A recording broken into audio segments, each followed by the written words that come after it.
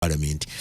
jo bali bayomba ko ne bana baganti olina bafa bakimuleta ebintu ebitakwata ku parliament mbireta ku floor ya parliament abamwe bali bagamba ne ati babagamba ko bali abali bafuruma bali moteseza abantu ate bote baba nenya lwaki mufuruma nga abantu bakyagala mu batesezi ikati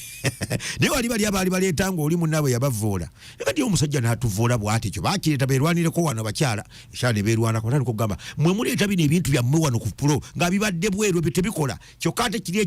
ekikwata ku bantu abulijjo ekyo kubatesa ne bafuruma kibaga kikulu nnyo tufulume nebe mu kaseera ako nalaba mu akodio ndo zonna lukyamuzi yajja okumbulira ukaba kali kakodio kwa kusoma honorable Sibambi kyali koda pepa alayire kyokanga tanna layira ate parliament ne fuluma eringa ngegamba nti bwajja okulayirwa abafuuse lebo bwatalayira olwatolo abafuuse ekyo mujja kimbulira ne katutugosoke ona Luttamaguzi tusoke tuyitira ku environment tunagenda mu parliament yamu nenda ku environment njagala kwebaza bannange submissions ze bakoze n'okwebaza abatuuliriza maama namwe namaliga wali mu katale wali nja kuyitawo kompe ku Juni ndieko mukulu kawoye bukatira mukyala nambase Dubai abaana be Dubai tubebaza nnyo Saudi Arabia Oman ayo yonna babako nnyo bambi kumikutu gyonna babako nsuubira ogenda ku Abu Dhabi bampise nene ngamba abakulu tiketi yange bagiweereze mu bwangu tusuubira okujja ku mupiira eyo mu November mugenda kuba bidibe Abu Dhabi muina abasambi badde nsamba bulungi mbakubira no gwe tosobola mpira gwe Bulaya sobola gwa wano okukaka sebo sikiriza kansala watsa sebe segale bali tuliriza muzeyi segane bambaga mukulu Samu wa boda Kawempe mukulu byekwase gomotoka mwami waswa Gaza obakirirudawa abali kuchiwa poko joint yawe waffe empwedde wali mukasa ngombe mwebale kutuliriza mukulu Vincent Seruge Kiziba mukulu Kewaze Emijinje muganda wange Sewagudde waffe wali ebuyungwe kasa ngombe batuza ne mukulu Kasana Sam ne Nalongo Katongole Masajja Gaza wali olutalo Gaza ne wali Gaza ali mu Uganda wali Gaza ali mu Uganda wano wali tuna ne Kosovo wano mu Uganda kakati mbulidde mukulu John Kenny Lukyamuzi ne kansoni sima mwenna mwasoma mateeka ne lwakuba nnaku zino enjawulo eriwa amateeka gali abannamateeka ennaku zino ate olumu abasoma ebyenfuna twagala kujja kwetuulira mu kooti kiki ekibaddewo tempo y'amateeka mulinga gye mutemene mugiwa ku ttaka abamateeka bennyini ate ndabanga bagyetemedde so bw'oba oyagala okumanya ebigambo bya mwami Museveni byayogera birungi bw'oba obiwulidde naye temubimalirangako biseera mu abakyalina ate lwaki bw'oba oyagala okumanya abasajja bano kiki kye bakola soma obutabo buno bubiri bwenjagala okugamba waliwo ke bagamba things fall apart Chenwa Achebe kasome things fall apart akokubiri soma Darkness at Noon basimanyi bwe bakyogera mu Luganda Darkness at Noon ate omusana ngubera emisana tuku ekizikiza emisana tuku zikiza emisana ekizikiza emisana tuku kyetulimu era okuvuunuka wano naddala omumuseri mu ababongoota abayitirivu tugenda kulalira nno tubabuulira mu bita bya Lusaago abasajja bamaliridde buli kimu okukisaanyaawo ate buli kye boogera mu lukolosofa bwakugamba nti ngenda ngulu abakkirira tebabalimbanga nti mwami Museveni alumirirwa nnyo obutonde bw'ensi kuba yabusaanyizaawo ne banne bwe yajja wano forest cover yaffe yali 85%. 85% by 1985 egwanga yali 85% forest galirina ebibira era byamuyambako nnyo ng'ayeekera legitimate government of Obote legitimate nga mwagizira ebyo totaputa gwe tuwulira kigambo kyekyenkugamba eri yagizira watulabako musi temwagenda mu parliament kakati ebibira n'abisangawo ne babala ne basooka ne basaawo ebibira wano walinga group z'abasajja ezabisaawa ng'abantu baffe abawano bwe mubamanyi abasinga bwe baweddemu ensa nga batunuulire na zino entobazi zonna okuzisaanyawo it is not accident kuba tulina n'omukulu omu nga buvunaanyizibwa abo ogenda ng'atunda entobazi zino aziguza ye nga wa ntobazi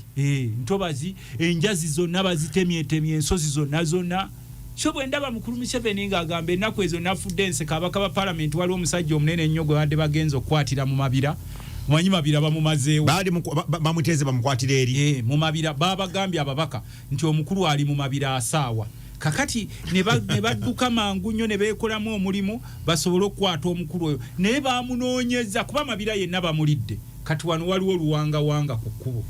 ennyanja yonna mugiraba abasaatuusi kye bagikoze eno bawoza simanyi tuvuba mbi simanyi kola ki yonna bagitemyetemyemu poloti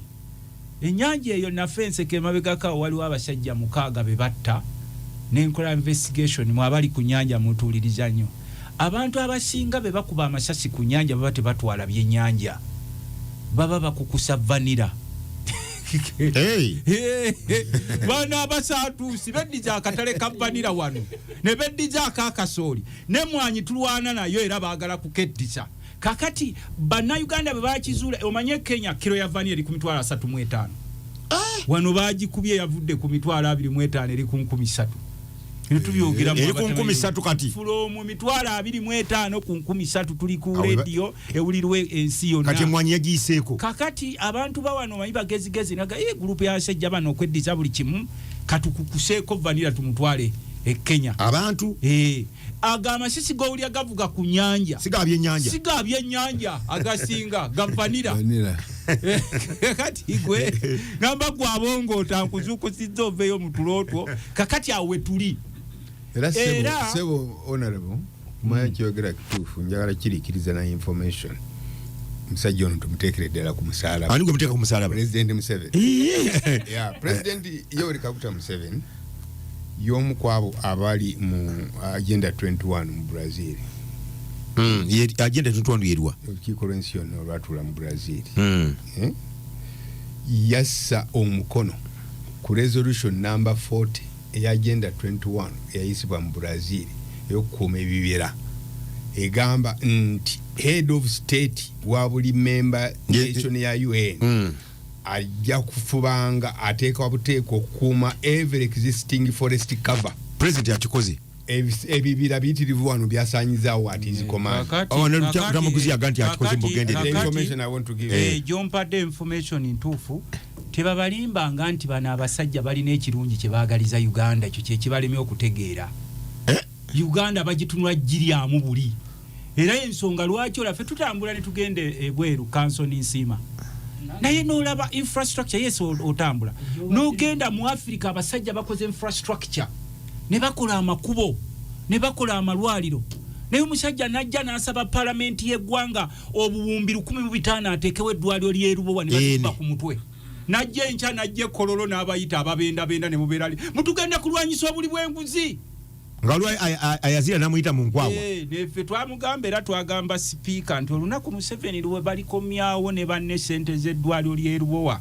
ezo sente sizanteze lukyamuzi ogenda kusasula sente ezo ngeze Kongo n'omwana we ne muzzukulu wabbe Kongo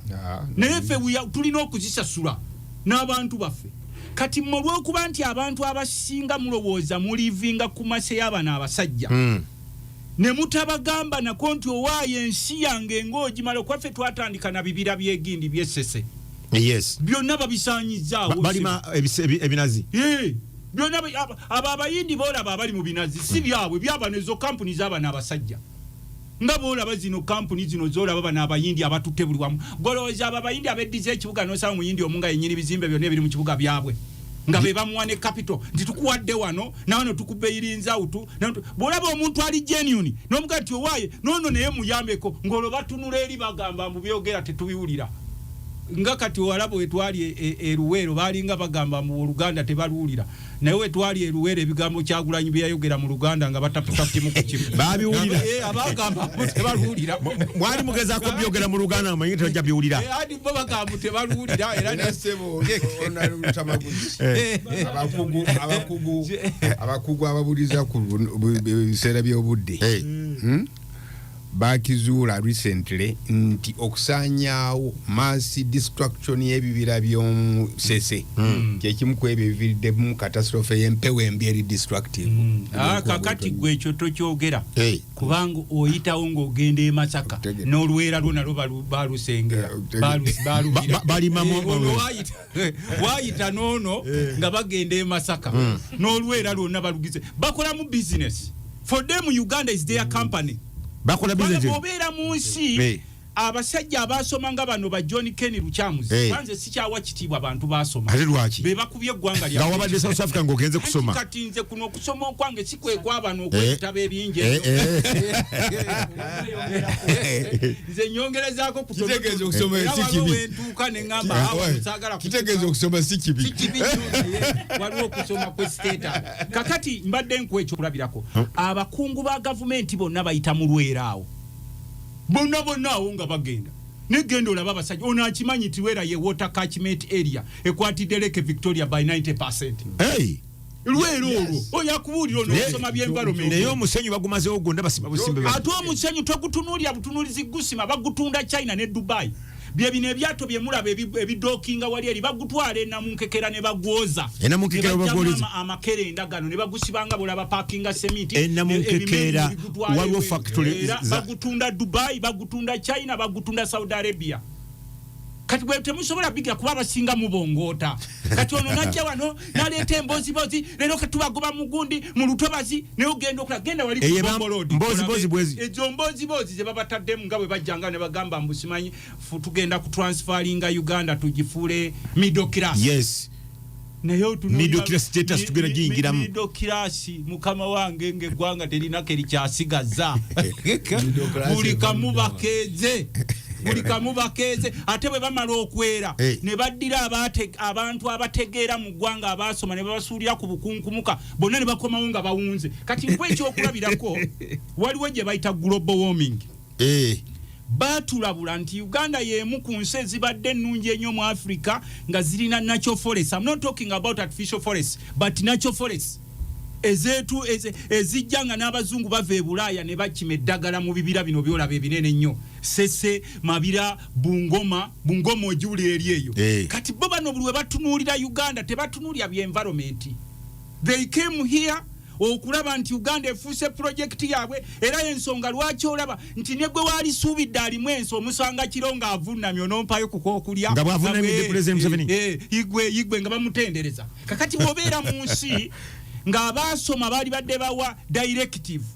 oba wa direction ensi gy'erina okulaga nga bonna tebakyategerekeka nze olwaleero mukulu John Kenny Luchamuzi luli natyanga nnyo baprofesa ewaffe nga bw'oyogera ono Profesa John Kenny Luchamuzi nga neekanganamu naye olwaleero mukamba oyo ayitewo agenda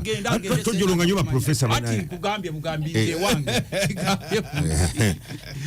kati ogamba bugambi nti walusimbi totegeera tugamba Profesa Walusimbi totegeera ate ekyo kisaako bagamba abo bayitewo kubanga otunuulira policies ze bakola zonna nfu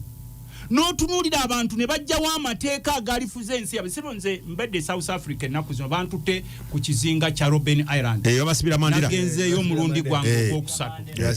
omusajja omu yasembayo political prisoner akyaliyo era abeerawo wali ng'ekyobulambuzi Robben Island bamubumba mu kibumbe batuulawo ate kibumbe nkugambye akyaliyo mu kibumbe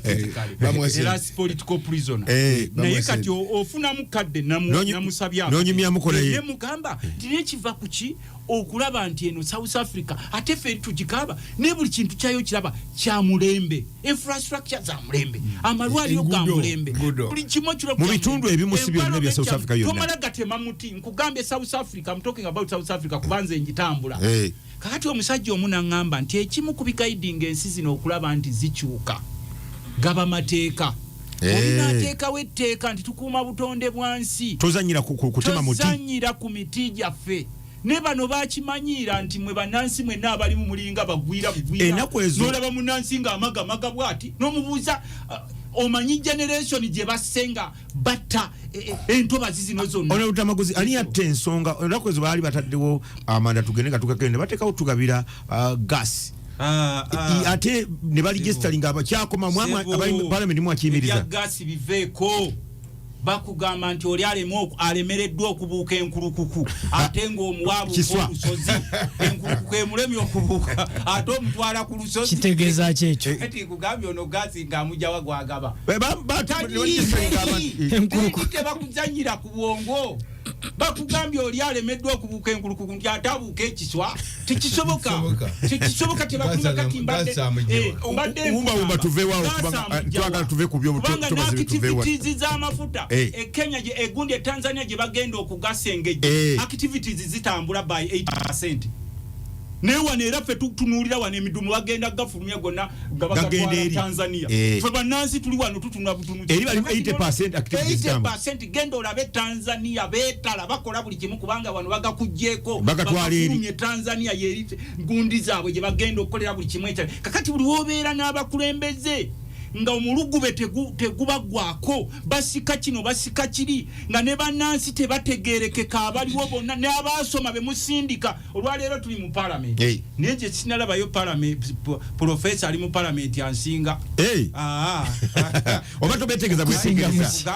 mba njagala professor n'aleeta ebyenjawulo nga gwe nga tekibirese naye olumu n'ogamba nti bano ebitabo byabamenyera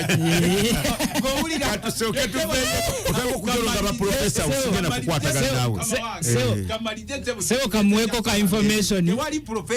kankuweko ka information ndowooza naye okutwala abaana be ku ssomero ali mubatwala kukuguka bakuguke kakati gwesijja mukkiriza kusukka sebo abaana bati bali ku ssomero anti basoma kukola ki si kukuguka mbagambe nti ekintu kyoyagala sebo nze kyembadde maliriza nakyo ebigambo bisobola okwogerwa n'amateeka ne bagateekawo but when it comes to implementation tebakulimba okuteeka mu nkola amateeka ago ebibira kuno okusaanyaawo entobazi okusaanyaawo ensozi zonna ne bazaasaayasa tebakulaba kiringa bw'obeera wano John Kenu kyamuzi mubeera mu kibuga mwe mulowooza mwami Museveni talaba binnya bijjudde mu kibuga ekyo yawayo sente bilioni 6 tabiraba tuyisa sente mmeka ezikola n'olwekyo sebo kino professor kituluma nnyo okubeera mu nsi nga mulinga buli omu azze nti alyemu buli adduke ebibira byonna ne babitema obadde owulira ekibira ky'Ebunyole eyo kye balwanira abantu baayo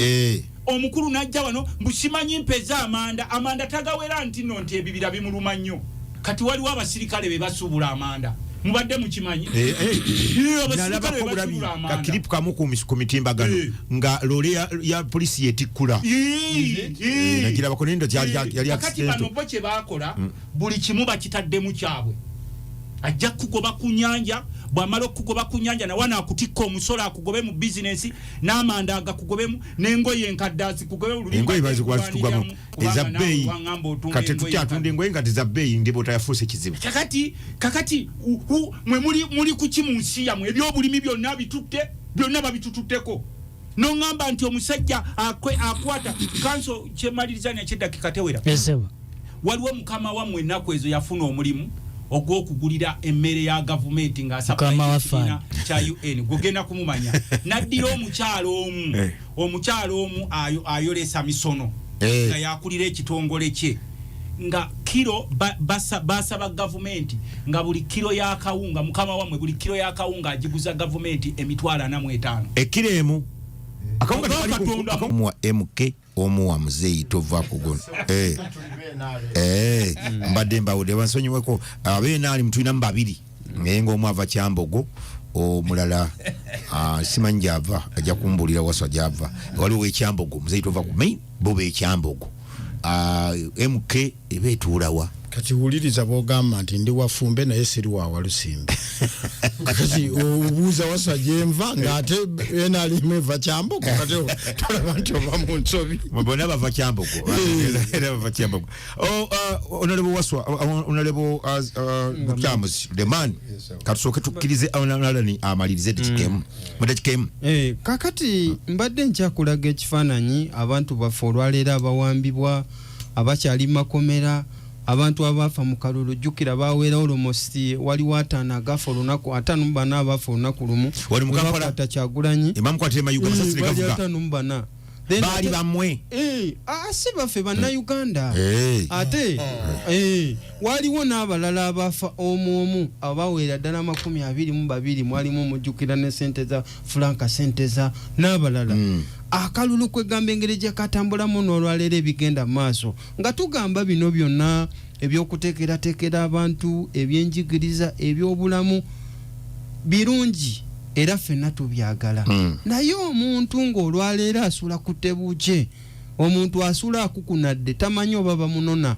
omuntu asula teyeebase kubanga mukadde we taata we maama we baamutwala baamuwamba nga tamanyi oba n'enkya oba anaakeera akyali mulamu naddala ffe olwaleero abali ku ludda olubirabanga bwe twandibirabye so ng'eggwanga lyaffe ffenna lirina okubeera accommodative bwe mbeera nga nina abatakkirizigana nkola yange mu constituency ng'era bonna wendi nti bonna tebasobola kukkiriza mu nkola yange era sigamba nti kati buli lwentuuka ku mikolo mbakube ku nsolobotto mbagambe era mmwe wabula mu mbeera ey'okutambulira awamu mu bino nga tugamba eddembe ly'obuntu lirinyiriddwa era ne tusaba minisita wa internal affairs ne tusaba gavumenti nga tusaba executive nti olwaleero eveeyo n'okwetonda lwaki yetondere bannayuganda olw'ebikolwa bino ebikolebwa olw'okulinyirira constitutionalism olw'okutyobola ssemateeka okutyobola eddembe ly'obuntu ekyokubiri okukola commitment nti ebikolwa bino ebikolebwa ebyobigenda kuddamu bwe batabikola ebyo anti kyekyo yembeera gye twali tuteekawo mu palamenti waliwo okubalaata waliwo obutawa saidi eno nga bwe tutwogera kitiibwa nga tugamba n'olwaleero bajje batuwe lipooti y'abamaseeka abasiraamu abazze battibwa twagala lipooti ku bantu abafiira ku nnyanja point of inquiry njala kubuuza honorable Alan ekikolwa mpulidde ensonga ze za muggundu ye mukulaba kwe ne ttiimu ye bwe bafuluma kikola baba bawadde mwaganye ensonga zaabwe zikolebweko oba zongera okulinnyirirwa omanyi bino ebintu tuzze tu minisita tubateeka ku nninga naye ng'olaba waliwo embeera ey'okubalaata embeera etali yakusaaga kankubuulire muganda wange ekintu ky'ombuuza ne bannayuganda bonna embeera eyo bwe yaliiwo mu biseera biri ebyemabega mu 1981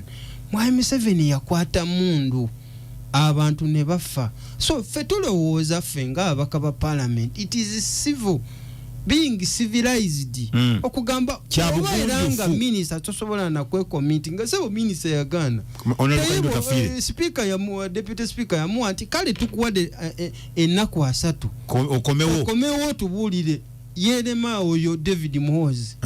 minister wa internal affairs tukati sola kukkiriza bino bw'obeera nga government tosobola nakuvaayo na commitment nakugamba nti kale nja kujja wakiri otuwe essuubi otuwe commitment tugamba no bwe bibanga bituuse wano ng'eddembe ly'obuntu ligenda sigala nga linnyirirwa mutukkirize tugira tubawamu omwaganya tunaakomawo nga minisita omaze okutubuulira ddi lw'onootubuulira bino ebikolwa bigenda koma ddi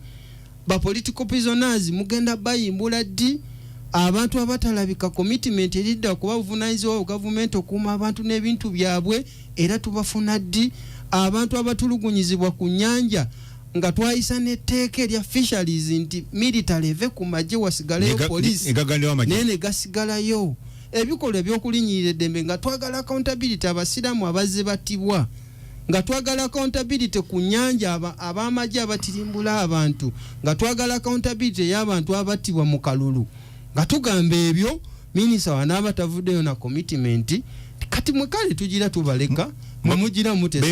kwe kumatchinga out era ekirungi n'enkya n'olwokubiri tulina miti tulaba ate ki kye tuzaako ng'ababaka abali eno abantu abatusindika okulwanira eddembe ly'abannansi eddembe ly'abanaku era nga maliriza kanonsaba baganda bange nga tuli wano si lwa NRM bino sibyogera nga wanuupu nsobola okubeera compromised ku nsonga endala yonna naye ensonga y'eddembe ly'obuntu omuntu muleka ali muwogo we ali lumonde we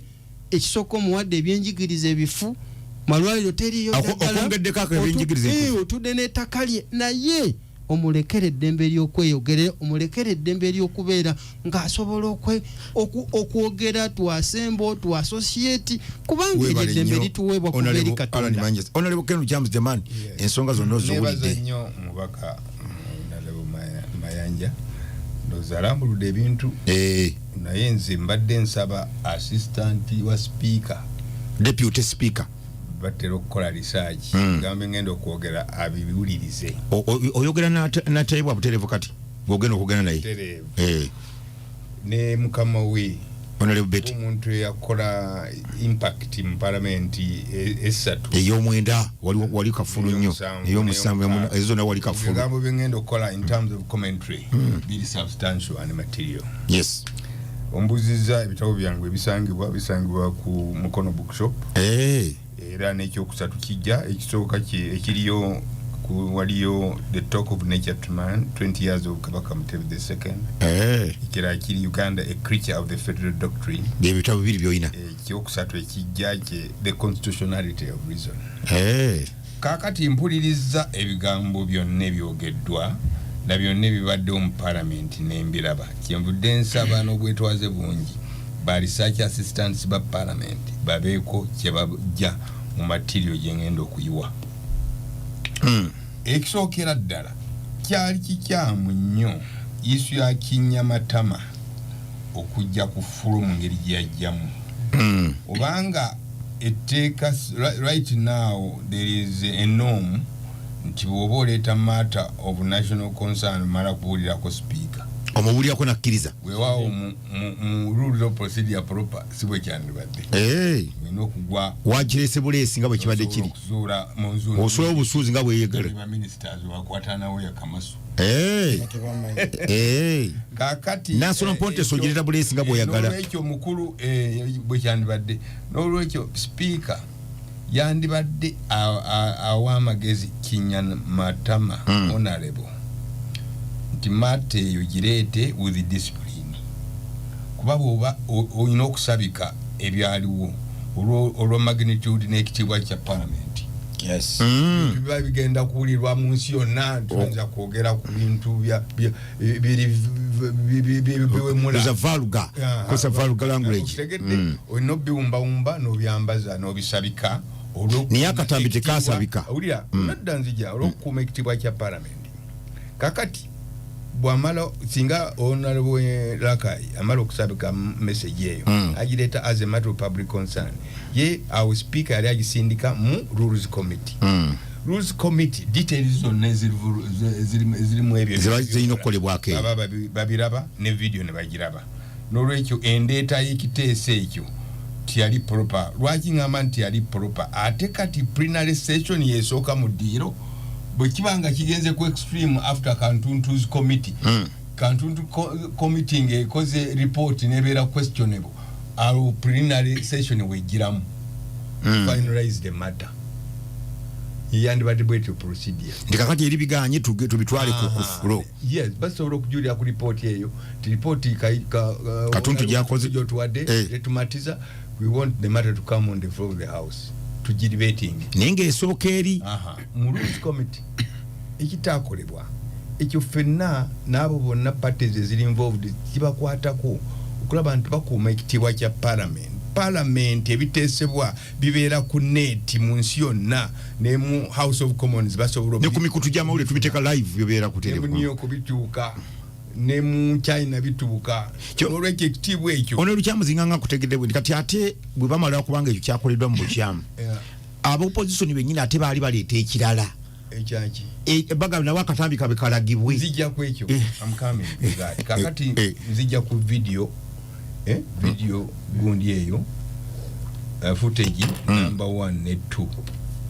obanga video ya Kinyamatama eragiddwa yasobola okulagibwa ezanyibwa bulungi nga yali tetekeddwa eyokubiri eraga violation of human rights yali tiyetaagako okuba ku kalulu okugiraba eyo yali eragwa bulagwa yali eragwa isi kyekubiri oyo eri bw'ogigaana ate n'okkiriza eno yali eragwa bulagwa. Let me repeat video y'omukyala we Lakai yalagwa naye nga yali titeekeddwa kulagibwa kuba yali mu yali personal yenganga tu personal ndoza naye video ya area ekwata ku ngeri Bob Wine gye bamukwata ng'ebisaaniko entebe vis-a-vis engeri gye batulugunyizibwa waneka mu kyanga bagenze ku kitebe kyabwe ekirina enclosure kusabira eggwanga yeetaagako debate oba abagikubako akalulu Mr. Speaker sir. It was a shame okulaba nti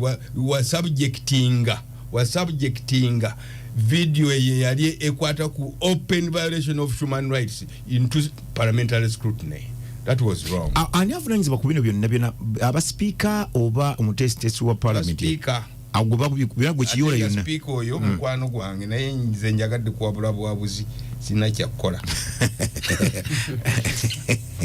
kakati awo nga nvuddewo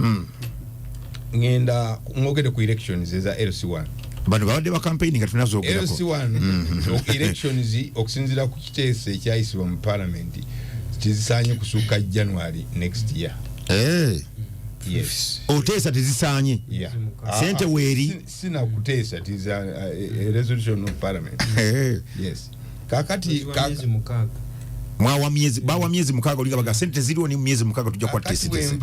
is a local government act. Yes. Banyabo ne baso nawo professor kwemva kwekyo nenzija ku mutima w'ekintu ekiri mu deal.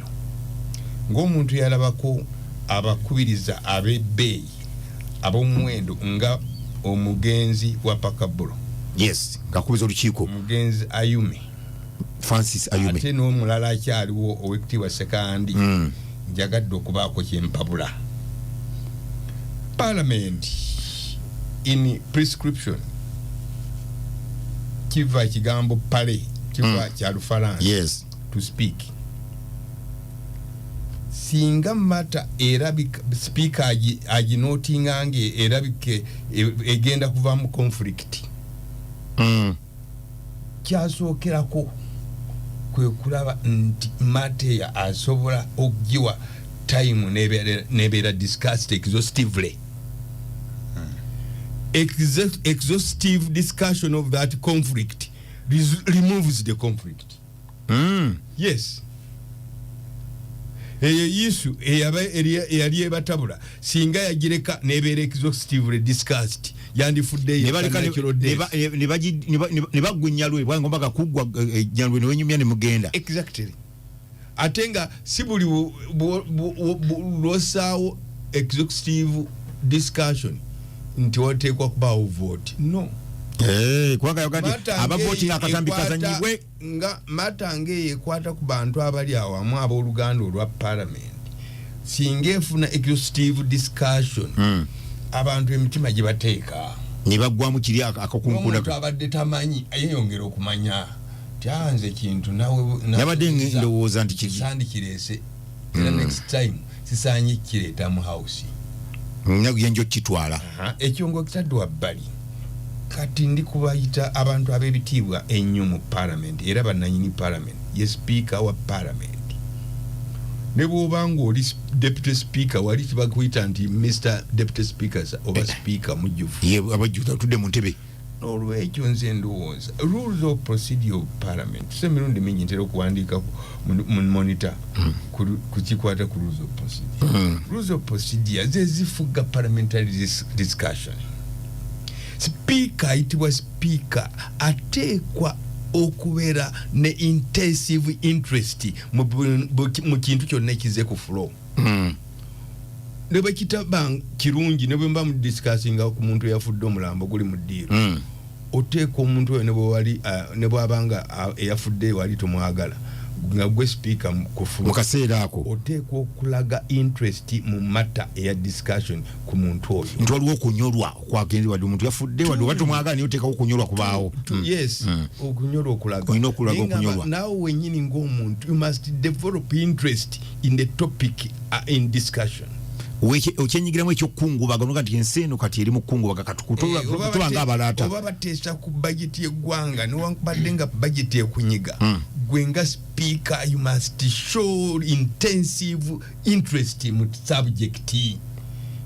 gyokomye okulaga interest mu discussion eyo discussion gyekoma okubeera interesting eri abateesa abalala. olaga nti ensonga gye baliko ya amaanyi n'ogiraga nti amaanyi weegali muteekeddwa giteekako n'amagezi amangi. Yes.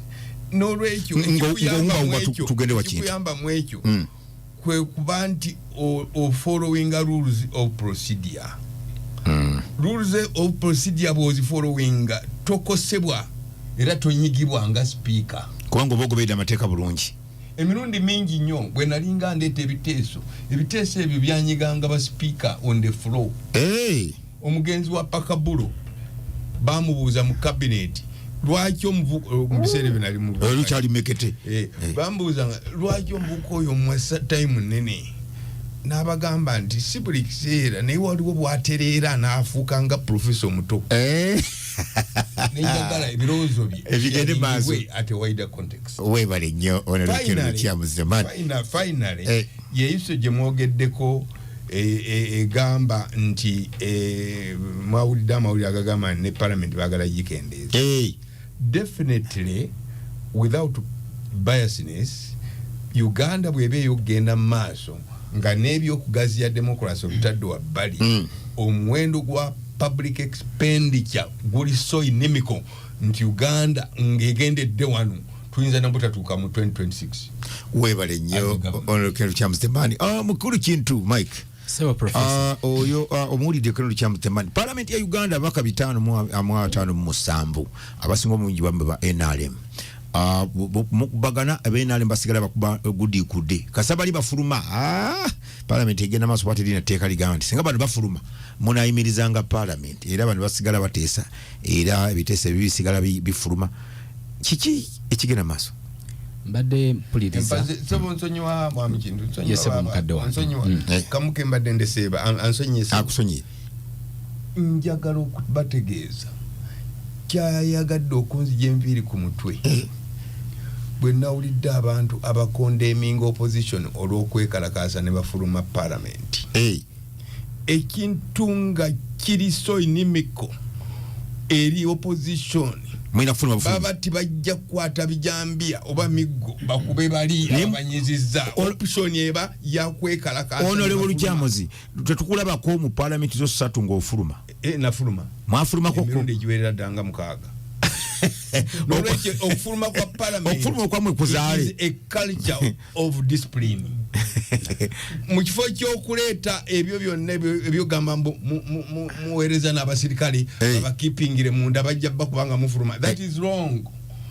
Webali nnyo dissatisfaction ku kigenda mu maaso. Ninga ndaba bagenda nga beesongamu n'ennwe bwe bati nga balinga abayomba. No. Okufuluma n'olwekyo from now onwards when we are talking about parliamentary practice it is a global norm. Abantu abalina dissatisfaction okufuluma kintu. Professor mbadde mpuliriza mukadde wange ne baganda bange bano nga bawe ebirowoozo byabwe naye mpulidde nga amaziga gankulukuta ku mutima. Ukabaki bwe mpulidde muganda wange Alan Sebunya nga agezaako ku elaborate nga ku issue y'abantu bano abakwatibwa ababuzibwawo abali mu makomera ku misango egy'enjawulo n'aba abakwatibwa. Ayogedde ku bantu 54 abattibwa bali bakwata Honorable Kyagulanyi nga ali mayugeyo. Mpulidde amaziga nga gankulukuta ku mutima gwange. Ebintu bino byonna kyannaku nnyo nti tuli mu ggwanga erina revolution ezijja zikyuka. Obadde otunuulidde mukadde wange ono era ng'akuwa ebifaananyi bya Right Honorable omugenzi wa Pakabulo Francis Ayume Honorable Sekandi ne Kadaga amuleseeyo naye yali mukyala mukubiriza mulungi nnyo. But the ingredient gye bakozesanga the substance of them ne Honorable Ken Luchamuzi ono parliament yaabwe yali yanjawulo. Naye muganda wange bw'abadde annyonnyola bonna we are not asking what is the cause. Nga tutunulidde ebyafaayo byaffe mukadde waffe ono yatera okutugayidinga. Obote yakwata ababaka bangi mu parliament y'eggwanga. Butereevu nnyo ne batadda nawaka nga bajja mu parliament y'eggwanga nga babasoma ne batadda bano bannaffe bato bange ne bakulu bange naddala Honorable Kyagulanyi Sentamu siyinza kumuyisaamu maaso kubanga mukulembeze w'ekibiina ekirina oludda oluvuganya muki ekisinga ekyamanyi nabyo mu parliament naye they are practicing politics ow'okuzanyiriza nga balusikinga obulamu bw'abantu bano bennyini bakuuma mu bantu omuliro ogenda okukola bo bye batayinza kukola bano ye masuka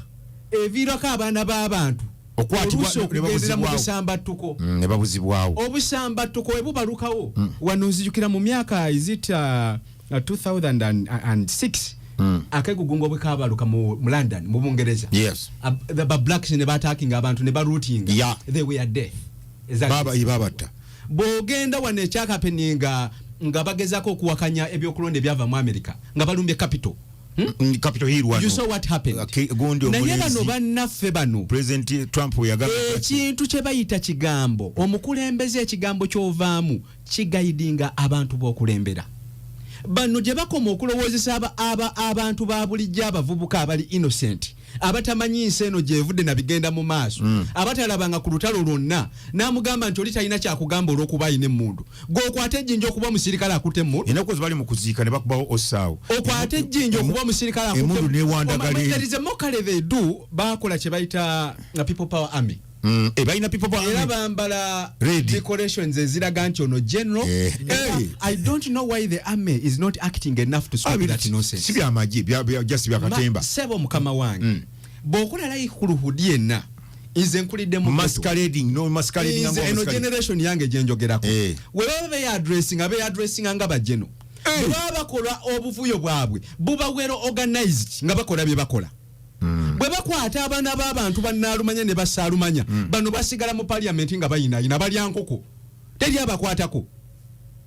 bwe twali ku independence bwe ba organizing ekiwaliyo kirabye mu ggwanga bakwata okusabira eggwanga wadde Uganda tukyali ggwanga etto erirabe ku democracy ku wansi w'omulembe gwa His Excellency Museveni insi ki gye mwali mulabye gye bakola mokale ow'ekisiru ng'oyo mokale nga bagenda okusabira eggwanga kikyamu eggwanga liri mu meefuga bajaganya kitugumu bano bannaffe mbu bagenze kukungubaga abantu be basse bo be baviiriddeko okukwatibwa what nonsense is that waliwo okwagala obuyinza naye tulina kye tuyita collective responsibility ng'abakulembeze obuvunanyizibwa obwawamu njagadde okwogera ku kintu ekyo mbasaba beddeko era mbasaba tuve mu byobufuzi ebyekyana ekito information ojo kintu mukuru kintu leka kutiisatiisa bantu mukamange obadde otidde wano mu South Africa ng'abantu bakyabonabona ne apartheid aba ANC lunaku lwe balinga bagezaako bali okukuza olunaku lwabwe balinga bano beegugunga bakola kintu kirala nnyo n'olwekyo ng'omuntu ali dissatisfied with the governance ekintu ekikwata ku governance kirina relevance ne independence ng'omuntu si mumativu ngamba otya nti nefugango osobola okukwata omukulembeze w'ekibiina n'omuyola ng'ebisaaniiko oba otegeeza mukadde wange Honorable Ken Lukyamuzi kwefuga n'abakyewo gwomu ku bantu benteekeramu ddala ekitiibwa era bw'ogamba nti kwefuga n'abakyewo ng'okwata omukulembeze abaali bakunga abantu nti bwe tuva ku airport tuyingira State House ebyo birala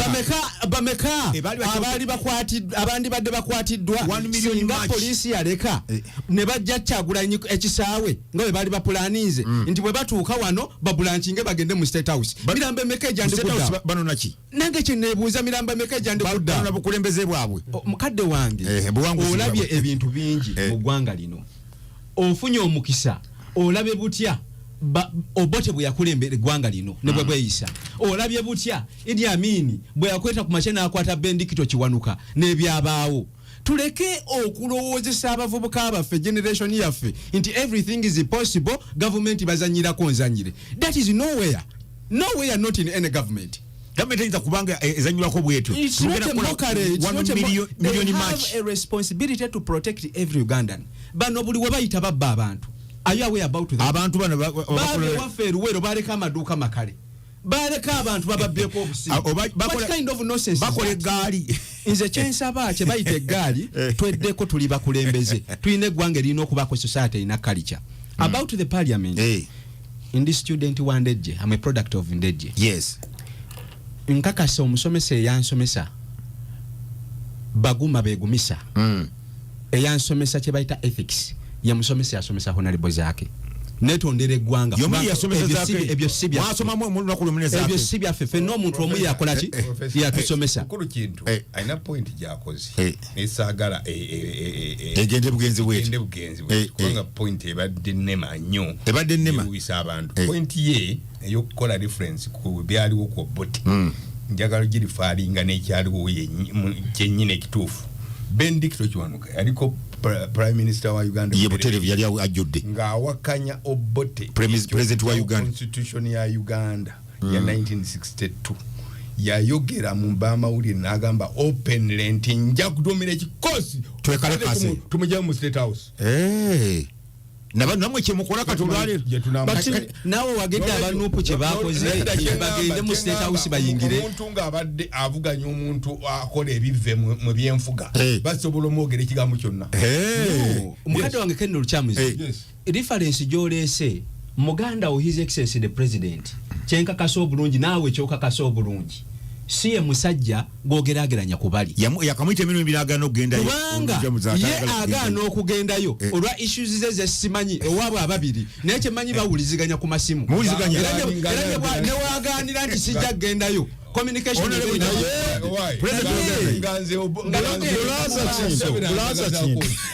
bulaza kintu nina kyenjagala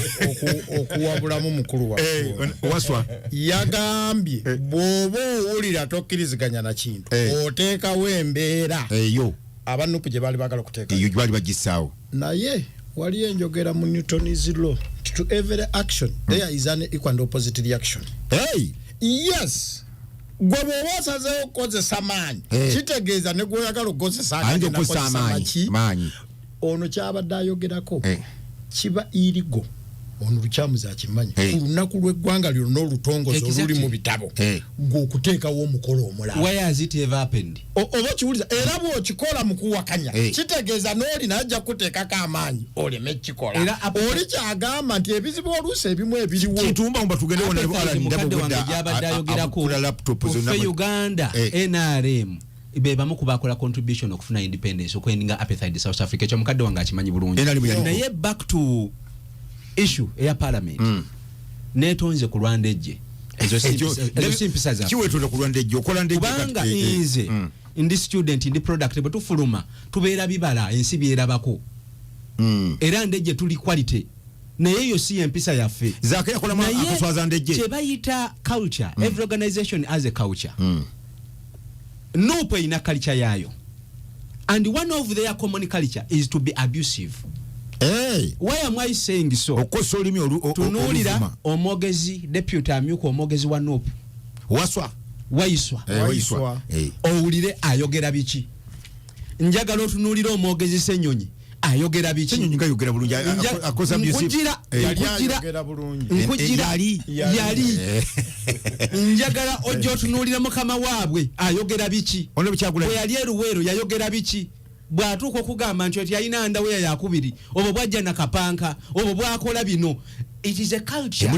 It is their description nga bonga new products nga sijja gamba bawagizi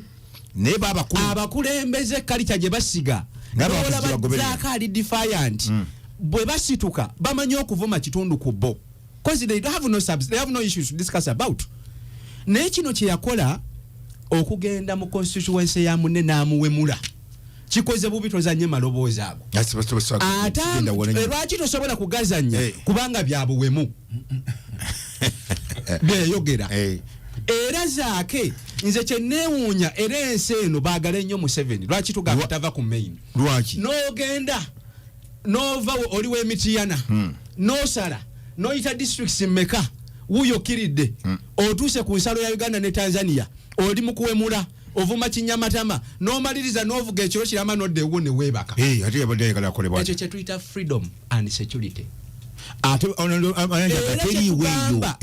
yekyagamba nti tekiriiwo nsaba ye kennyini akole ekyo ekimooli kye yakoze yetajja kutuuka Nedda nkusaba akole kye kimu kye sebo nakati avumenya government nayo agenda kufuluma ajja kugenda akole waso temukanga kanga bana nedda tugamba nti kati ne bweyogera wano byoyagala era ofuluma yes there is a freedom in this country mukadde wange nga mpunzika ekyokuleeta ekintu ekyo ku parliament mukadde waffe atubulidde procedure tebakiyita mu kireeta eno parliament ya muntu wa wansi wano wetubeera eno gye tuliko eno bonna speaker nga parliament rules of conduct z'abantu babitiibwa nnyo okuba honorable bawa kitiibwa era bwe tubadde tuyingira mukulu wange onangambye owaye ekintu itawo ne mugamu nayo oli honorable mu protocol okuyingira bantu babitiibwa naye mu kubawa ebitiibwa byabwe kyonna kyayogera ayina eggwanga erikitunuulira era ono okujja okuloopa eri mukama waabwe sipiika nti ono yajja nampemulira mu constituency yange yajja nakola kino tutunulira nti waliwo obusiiwuufu bw'empisa nga parliament era nga nze kyenjagala okukakasa nga bwakedde ku makya ne bayisa akalulu aka referendum parliament esigalewo ebeeveewo bannayuganda abasinga basimba webale nnyo webalirewo ekintu onava mu ofisi ya president eriwo ekyembogo gemumanyi nnyo ekigambo kimuzeyi tova mu kumenya kyetwasinga ogimanyira ku kiva nti ndyali nebaza nnyo omukyala namyalo ti ofisi ebaddeyo ebbanga naye batadde omutindo kulaba nti emanyika ekyo nakyo kikulu nanti kulino twagala kalulu kabe mu 95 kanaawe era tekeyongera kukendeera nga buli mwaka ndaba kenkenda bukende kale sewo Honorable Alan Mayanja Sebunya abantu baabo obawulidde bawanda muliro namwe gye mukomye okuwanda omuliro nabo abayina limu bafunya bawanda omuliro tugende baso neyanza nnyo neyanzeke omanyi ensi eno tulina okubeera civilized saagadde kwanukula mukulu kwega tuwanyise nange yandese nenjogera nange nemuleka nayogera nga bwabireese naye olwaleero okugamba novaayo nogamba mbu nuupu n'omu yaffe to be abusive okuvuma nti part of you olwaleero gwogamba mwaleeta emirembe nga we mwewaana emirembe si mwaba agireetera emirembe freedom si mwaba gikaba oba okuwa abantu eddembe liweebwa abantu libaweebwa Katonda era mpulira nga ab'NRM beewaana mbu tubawe eddembe mwalijjawa eddembe lyava eri Katonda mwaba tufuula okubeera nti tubeere balamu kyogamba olinako n'obuyinza nti gwebeera mulamu gwefa olwaleero NRM abantu battibwa okuvayo nenkugamba kintu nti okoze bubi ku kino nenkigamba ekyo kyoyita abusive nenkugaa wabbye ettaka nenkugaa muli bali banguzi gwe novaayo kigamba okwata abaana nobateeka ku seemwayo embuya ne mubatulugunya abaana baliyo mu go down abaana b'enakaseka bava babakubye amagulu babakubye emikono onalibala muntu beere mu kiti kino ekigandi wajjukira lunga muziika ajjuza okwata osi n'akubwa pisto newandagala eri onjagala osi oyo akoma operation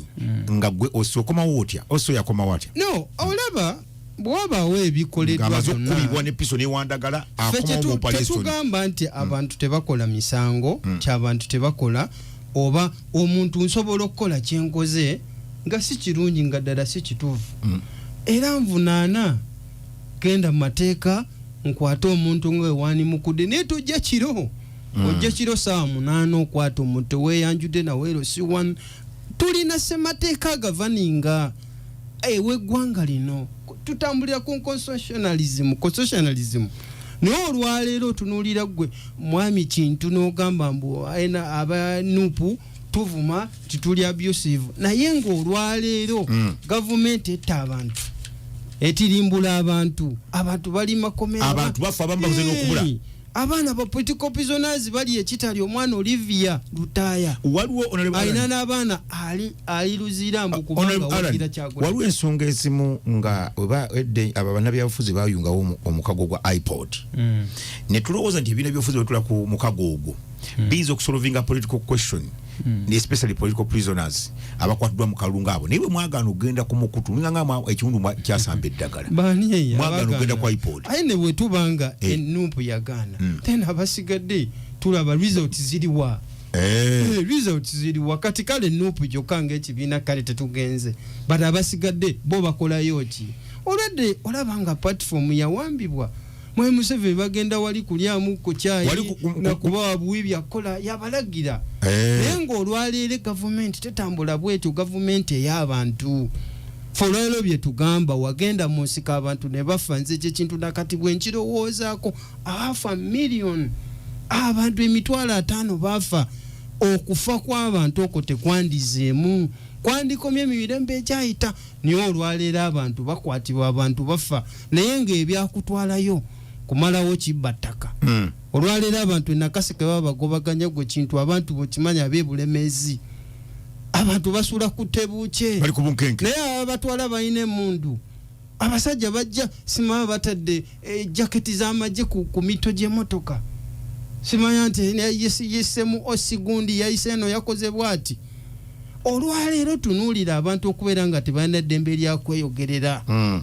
toyinza kuŋŋamba olw'okuba ndi wa nuupu nti ogwo gubeera musango abaana bonna mubamalidde kitalya abaana bali mu safe houses abaana bali mu zigodown abaana be bakwata nakasika abeebulemezi kintu mugende mu ba interviewing bakubuulire abaana bali ku CMI illegal detention centers ebirala byonna tusobola okubisaagiramu naye tuve mu kusaagira ku ddembe ly'Abannayuganda ery'okweyogerera tuve mu ebyo ebyekintu kamba simanyi na bwenyiza kukiyita eddembe be baalireeta ekyo temwagala tekiwuliziko eddembe si be baalireeta nze okubeera omulamu toyina kunkubako kalulu nti gwe tukuleka olye butaala gwe tukuleka obe mulamu oba omulala afe kubanga eryo eddembe lyava eri Katonda ka information camp awanisa omukono akali kamaliriza kati mu byonna nze kyendowooza ffenna bannayuganda bino ebyokugamba simanya goli wa nuupu goli waki ebyo ebyamawanga ebyo byonna bannayuganda tetubikulembeza abantu baavu abate balina amasomero nakaseke bw'ogitunulira bwefaanana olutalo abantu lwabakosa lwabaleka ku ttaka naye gwe olwaleero bw'otuuka onoolaba amasomero agaliyo ddala nakaseke gelina okubeera nago bw'otuuka malwaliro notuuka kalwaliro kakikamuesa center 3 abasajja ke basangawo nakati ke kaliwo nga n'abasawo tebalina basula amasomero gonna mu nakaseke tekuliko staff quarters naye ng'abantu bawaayo omuwendo omunene naye ng'olwaleero olaba abantu banywa amazzi banywa na bidiba olaba otunulira amakubo agafaanana kolas agenda kujja bugi mu 2025 myaka 2025 lwatuuka naye ng'emyaka gyonna nga maliriza kano mu byonna nze bannayuganda enensonga tusobola obeera compromised ku nsonga endala yonna bannange kino nkibabuulira naye ensonga y'eddembe ly'obuntu bannayuganda tulina okubeera nga era ne palamenti tugenda kusaagira mu bino ebirala byonna tusobola bisaagiramu naye eddembe ly'obuntu tuve mu kulizanyirako omusajja abantu baffe nakaseka abalimbye alowooza akomyawo emirembe akomyawo sanite naye laba olwaleero myaka 38 olinga akulembera abantu abaafa olwaleero abantu battibwa olwaleero abantu basibwa abantu babbibwako ettaka lyabwe abantu batwalako emwanyi zaabwe abantu babasibidde mu bwavu programu zonna ezireetebwa olaba ziremye okubeera tangible ezijja abantu mu bwavu tusobola kusirika bino ebintu nga bigenda maaso naddala abantu beebulemezi webale nnyo honorable alemanyisebwa honorable Ken Chamus ebigambo ebisembayo budde buleka muganda waffe kintu aleme kolaki kusaagira mu bintu asaaze nnyo nyenyeza omutwe ng'ayogera ndaba okukute n'ogukwata gukulumyemu ngamba afaaki kati bw'obanga ogenze mpola mu mberi gye tutambulamu kaakati n'oyagala ozzeewo akalulu oba abazungu bakomawo abazungu bafuna akalulu bakomawo kati bafunayo obululu obuwere bakomawo bayiza bagati atulonda abazungu ensi bagitereeza you are talking about in a nutshell oyogera ku independence are we ripe for independence tuyinza okugamba nti twefuga wano mu celebration period week obadde from radio to radio from TV to TV babadde boogera ku injustice eri mu Uganda ku governance okwefuga olunaku lw'okwefuga n'olwekyo njagala mukulu kintu okutegeere nti abantu lwakusirika si basanyufu ku nfuga eri mu ddiiro era nze kinneewunyisa omuntu okuwulira nga ebisiga ebyo biyimirira ng'abantu bagambye nti nno tugenda kubaako kye twogera kuba tufugibwa bubi gwe Katonda ku nsi kuno osaana ofuna difference wakati wa state ne government eno twajazika buyinza mu myaka 5 naye obuyinza bwennyini proper buli mu bantu. The owners of power proper are the people, not Museveni's government. So n'olwekyo abantu bwe banga bakoze complaint nti bitambula bulungi, lwaki ofaayo nnyo oyagala okufa nabo? Owekitiibwa bagundi Bob Wine engeri gye bamujja ku kisaawe ne bamukirikiriza ng'ebisaaniiko, bano babadde bagenzewa Kamwokya, waliwo enclosure babeeko kye boogera ku nfuga. Bwe tugamba nti yes Museveni you are the president of Uganda, naye enfuga eri mu ddiiro tetusanyula, oyagala tumale genda mu nsiko uliriza honorable Kyamuzi, honorable Council Nensima akuwandikidde nagani alo honorable Manja Sebunya na kuteeka nagamba we regulating a government, we condemn for the strongest terms in violation of the human rights as a guarantee that under Chapter 4 of the Constitution. However, the opposition members of Parliament, the act of walking out of the Parliament is irregulable. Article number 50, subsection 1-2 calls for enforcement of federal rights in court of law. Watch the Magana Mateka. Are you really confused? Ku federal issue ngamba aga fundamental agisi fundamental right ogole ngadwachi mwagera mu court ku abantu bakwata ndi bagwene mu court lwachi mufuluma out of parliament. Is a lawyer because you should know what we are ajja kujja olumu mujja kusinka nawo gwe tubale tuogera ko tayogende kintu totally out of order yo agaye bakondemminga okwatwa kw'abantu ne human rights bagikondemminga ne mu okufuluma mu parliament. Njagala omudambu wendi nti internationally mu buli kifo owali kye bayita parliament, walking out on a point of concern is a global right. Okufuluma mu kifo ky'ogamba nti ekitabo kino oba nti olwokuba bwana kintu byayogedde sibinsanyula kamukube ekikopo mufuluma bufulumi speaker aganye okutegeera disciplined way of acting. Era newunyanya oyo nishima agambe nti mumuwebwa omukisa bulungi nnyo article 51 wali kibayita parliament abagamba nti calls for enforcement of fundamental rights in court of law. First of all twagala omuwabula nti Uganda is a multi-party parliamentary dispensation. Tosobola ku conducting a session ng'oli speaker nga side opposition walking out. There must be something obliging you to listen to what has gone parliament rules of law. Ours is a multi-party dispensation. Ntibali babanga tebaliimu singa side emu eba efulumye noise etteeka basobola kutwala ne mu kooti sibula tugenda obudde tugenda wa rese ekyo bagasta ndaba nastange westerner bastale okustu bantist nti mu bastade nyosto nnyo ku BT FM. Njagala okubasiibula n'ekigambo kimu nti ffenna twongere okuwagira BT FM tusobozesa okubaako kye twogera atabali bakiwulira na discipline ate nammwe abaddukanya BT FM tubeebaza okubeera ne courage okulaba nti musabola okusawo debating eno kubanga ekigendererwa kyaffe ekikulu kwe kulaba nti eggwanga lino improvinga ne becoming better than what it is. Waliwo akantu kabadde oyagala okwogera nga tuwumbawumba sibwe budde buno weebale ekisooke bano bajja kumba ku budde bwabwe kubanga beebulemeera ekisooka nga twogera ku parliament tuve wano nga buli awuliriza akitegedde nti ennamba nene esaanye kendeera nene ekyo kituufu era etteeka baliwagire kyova olaba babulwa n'obudde okukola bye balina okukola badda mu bye batalina kukola. Ekyokubiri bo bennyini batuyambe ku buyigirize bongereko experience nti oba oli muyigirize beera ne experience tumanye wa gy'ova otogenda kulekawo Ken Kyamuza yajja okudda mu parliament addeyo bakolera ebisaanidde ekirala kya diguli. Njagala abawuliriza aba parliament bano okufuluma oba BNRM oba opposition baba ku byabwe lwaki lwe bayisa budget nga balimu okweyongeza sirabanga yafuluma nti tweyongeza bubi local construction kuno muto wange njagala mupiningira wano kwa abadde badge bailing out ne billion eziri beyond bibiri kwolonga tebafulumanga sente zaffe zigenda loko yali kampuni ya maji kitegeeza baali babawadde kakati njagala kusabanze nkube ekyo netugamba ni agamba bakusituka nze kati nkuleetedde byobadde tumanyi information mululuzi zaffe tugamba question bweteekebwawo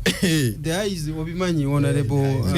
ebya eyes biti speaker in fact yewe yalimu n'agamba the eyes have it feno ku opposition fena ndisituka tugamba no mwandigende ddala paka ku veranda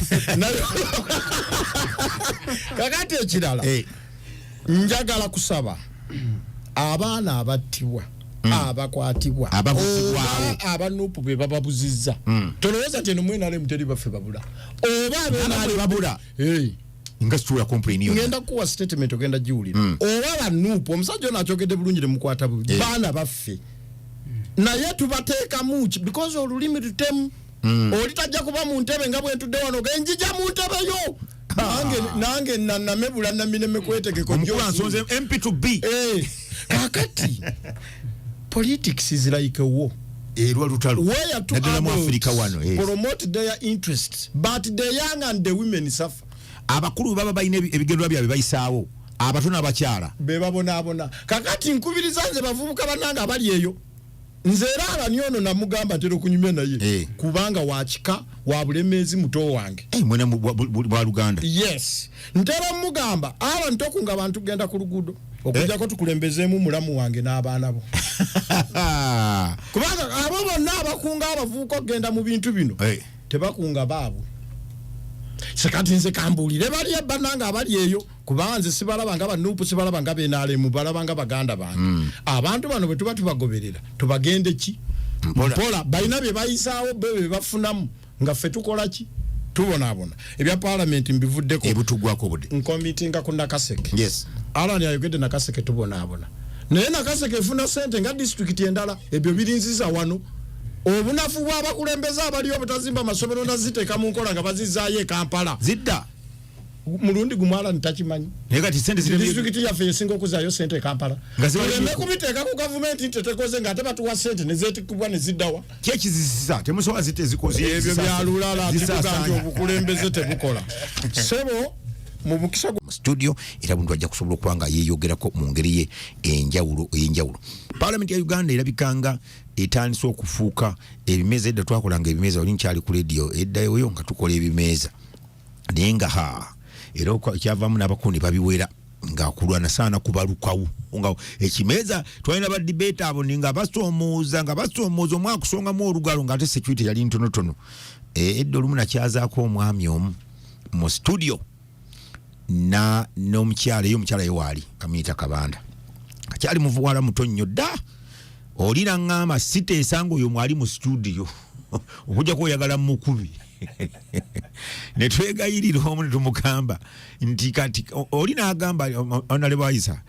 Kabanda gasigenda kuba muzibu ngenda kukakkanako naga siteesa tetugenda tuteesa ne tuwoyawoya Honorable Ayabiiza ennaku yayita nafuuka Honorable tumugamba fuluma tubeere n'oli ate oli yali musajja w'amaanyi ddala ne tufuluma debate yali egenda tukakkana ebimeeza ne babiwera ebimeeza ebyo ndabanga ebikomye mu parliament nalabye ejjo lead of opposition nalabye akataminga asonga mu lead of business government mu parliament namuga nti tugenda okikuteekako nti abantu bonna ababula n'abafa bali ku mugongo gwo ng'embeera nye y'amaanyi nnyo naye nga kituuse wano bafuluma bayingira bafuluma Mayanja Sebunya waliwo nali njala kibasaako nti waliwo lunaku olulala baali balingera Honorable Museveni ng'agenda kulayira bafuluma leero ng'alayira ntya naye tebayogera lwe badda Honorable Museveni we yagenda okulayira ne bakimuteekako nti gwe lwaki wazze ate mu parliament twabuuseemu kaba akakodyo kalinga nga kagala okusenda Honorable Museveni ebweru nze muzivunula bulala naye abavunula obulungi bonna we bali wano alijja kwera tulina Honorable James the man tulina Honorable Alan Manja Sebonya tulina mukulu kintu okuva muzeyi tova ku main bawangudde no musango gw'ekyo ekigambo muzeyi tova ku main nakyo kyafuuse kizibu kooti omulamuzi yatulidde ddala Sebo n'asalawo nti muzeyi tova ku main kyabano era ndoze ente zagudde tebana batuyita buyisi ne owaswa ziri twawula oyo no yali mukugu nnyo mu local government naawumbulamuko kati abadde mbyampiira mu masaze eyo gyabadde akukutira era okukakana essaza lye lyatuse ku final kati naye namulabye aseka nemuga nti waliwo ekisembayo mwatuuse ku final si kyekyokka tebaga buli atuse ku final oyi waliwo ekisemba yabadde mu bulemeozo nga akutenibwa ne Alan Manja Sebunya babadde bakukuteyo mpola nga basaayo obuswazi sente zaabwe batu embwa mpaka zaakoze manyi okukuba buddu oyo naye si mwangu nnyo naye bwe bali bonna tugenda kukozesa obudde butono okubuuza Alan Manja Sebunya abantu babuuzeeko neyanza nnyo neyanzege professor basebo ne banyabo abali ku BTFM ekintabuli ky'omuziki nze Alan Mayanja Sebunya nga nno nze naliko mukubiza okikola vubuka bwakabaka bwa Buganda buno masaza 18 nituweereza abavubuka obooli awo netufuna obuweereza okuva Mengo mu gavumenti ya Kabaka ate abantu bannakasika abantu ab'ensonga abantu b'ekikamulo abantu b'ekiwoko abantu b'ebutalangwa abantu b'ewakyata abantu b'omukito ne bankwasa obuvunaanyizibwa okutuusa eddoboozi lyabwe mu paalamenti era nga banondera ku kadi ya National Unity Platform nga banonda ne pulezidenti wange Robert Kyagulanyi Ssentamu tuweereze eggwanga wakati mu bisoomooza ne kwayitako omu gwe kawayitawo Kyagulanyi tiyayitamu mwena mwayitamu ffenna twayitamu naye waliwo kuba waliwo eyerayiza ng'akozesa emmundu lwaki gwe Saida teyerayiza olwo Saida ye teyerayiza ebyo nayo tujja kukyogerako yatya nnyo nnyo wamuteekako akazito nga talina weerayiriza ensonga eyo tujja gyogerako nga kadde akatuufu oba oli otwadde omulamu ogwo naye nzikiriza njozi eyo z'ettiimu yange eya Bulemeezi era mbakunga mwena enaku z'omwezi mwabatamanyi mupiira nga waswa zitwawula naawe mutuusa mutya ttiimu ku final omupiira tegumanyi bwe wali eri wokka kusamba kuteeba goolo omupiira gumanyiddwa mu categories nyingi bamanaja bafandazi bakooki n'abawagizi bennyini so wonna omupiira tegukolebwa wali we bagusambira wennyini naye neno yonna ebweru waago so Abalemeezi abalyanaka abalyanswa mwenna mbayozayoza era mbakunga mwenna nga 28 ffenna tugwere wankulukuku nange ng'omubaka Costa yaffe ngenda kukola enteekateeka okulaba etya bwenaabayambako okulaba nga musobola okutuukayo tubugirize empologoma ate era ng'omubaka olunaku olw'enkya ku Mande tugenda beerawo mu Nnongo nga tutongoza ekkubo lyaffe erya Kikuba Nnimba Luteete Kamuli paka mu Nnongo paka eri emulungi omu nga tulitongoza ligenda lyateekebwako obukadde 3 okulaba nga likubibwa mugenda kuyamba yitaka obukadde 3 nga bwataka no siri wanvu kilometers 14 zokka ligenda teekebwamu ebigoma first class malamu ku bugazi bwa meters 8 so kuba eryo ng'omubaka nja kubeerawo kuba twakola kyamaanyi mu parliament okulaba nga 1 billion eyisibwa okulaba nga tuketalinga amakuba agafaanana bwe gatyo era nange ng'omubaka abaana baffe abali mu masomero twaweerezaayo ku bibasobola okulya mu masomero kubanga ebyokulya bitawaanya abaana baffe amasomero ng'ery'Ewakyato essomero ly'ekikamu erya Kiwoko College n'amalala ge sinnabakuweereza ng'omubaka ndi mu nteekateeka naye nga mbaagaliza puroguramu ennungi abantu b'e Bujuubya temugamba nti ensonga zammwe sigoberereza ettaka zonna meeting eyakubiddwa nasindikizeeyo omuyambi wange ajja kuba mpa ripooti okulaba nga tuyambako bannakigwanyiza abo abaagala okubba ettaka lyammwe okulaba nga tubalwanyisa oba oli abantu bafune obwenkanya kubanga obubi bw'ettaka busuuse mu Nakaseke Central ne Nakaseke District yonna ne Buganda yonna okutwaliza wamu webali nnyo kintu Muzeeyi tova ku main ekigambo ekyo nakyo kyafuuse ekizibu ennyo wano tulinawo MK tuli confused MK waali naye ate ne Muzeeyi tova ku line agenda MK yali ameze nnyo nga amaanyi mangi nnyo ate nendabanga Muzeeyi tova ku line omukyala namyalo nina akiteekamu nnyo amaanyi nnyo kakati fe batuleka mu bbanga ne omusango mukulike ng'abantu babuuzaako mukama wange omusango ogwo twaguwuse buva naye nga mukyo omulamuzi yakirambise bulungi nnyo nti ebyo byonna mukulu Gashumba ne mwami Kitata kyabadde bagezaako okugamba nti ba owninga abantu bategeera Kitata kyono na Kitata Ssentebe wa Rengo District yali omwogezi wa office ono ekiseera ekimu yabeerawo nga kati takyali naye nga tewali ayinza kuowninga ngombo ya byabufuzi era omulamuzi yagambye kye bayita ownership of a political slogan no one can own it era buli muntu yenna kino sinti Hajjati Adija Namyalo yawangudde omusango ng'omuntu wabula kulwa office ya national chairman jainako mandate ye yawangudde omusango ogwo era buli munnayuganda waali yenna buli muzzukulu waali yenna tugamba Muzeeyi talina kuva ku main wazira tutuusa okusaasira eri bannaffe twafunamu ekyekango aba ADF bano manyi tubataddeko ennyo amaanyi baatugwamu ne bagenda balumba emmotoka y'abalambuzi ne batta abantu awo naye ng'ebyo byonna babikola olwa intensity nti eri yonna gye baali balowooza nti bafunye ensi eyaabwe tubalumbye era UPDF ekola omulimu gw'amaanyi abantu tebalina kuggwamu maanyi bagezaako okulaba nga bakankanga bannayuganda, but those are small issues we are very able to manage. Muzeeyi kintu kikwatagana ku security, you can joke with anything, naye security tozanye, but when you mess with the security awo oba ogenda kulaba kye bayita His Excellency Yoweri Kaguta Museveni jjajja w'abazzukulu avaayo n'amaanyi gonna ag'ekitalo. Fenno kye weekend nga tugikomekereza twalonkinze Hajja Namyalo mwalonkinze ki yayungudde je lyaba NRM okugenda okukola kye tuyita village to village mobilization, era banna NRM bonna gye bali nga twetegekera akaluka LC1 bagenda kukunga abantu ku byalo okulaba nga akalulu kano tukawuka. Ogwo muli simu limu gwa Secretary General Tadwong mwaguwambe office ya National Chairman obumu ku buvunaanyizibwa bweyina botunira mu article section eyo 14 office eyo eyina obuyinza okupromotinga implementation ya principles and policies of the NRM, era eyina obuyinza okukola ekintu kyonna nga National Chairman ekipromoting ekibiina kya NRM. Era kino twakikoze oba Hajja Namyalo yakikoze nga manager wa office of the National Chairman bana NRM betegeke benyweze ana kikwewunyisa naddala nafunye information ebulemeze eyo banafe munange ono muganda wange Alan Sebunyono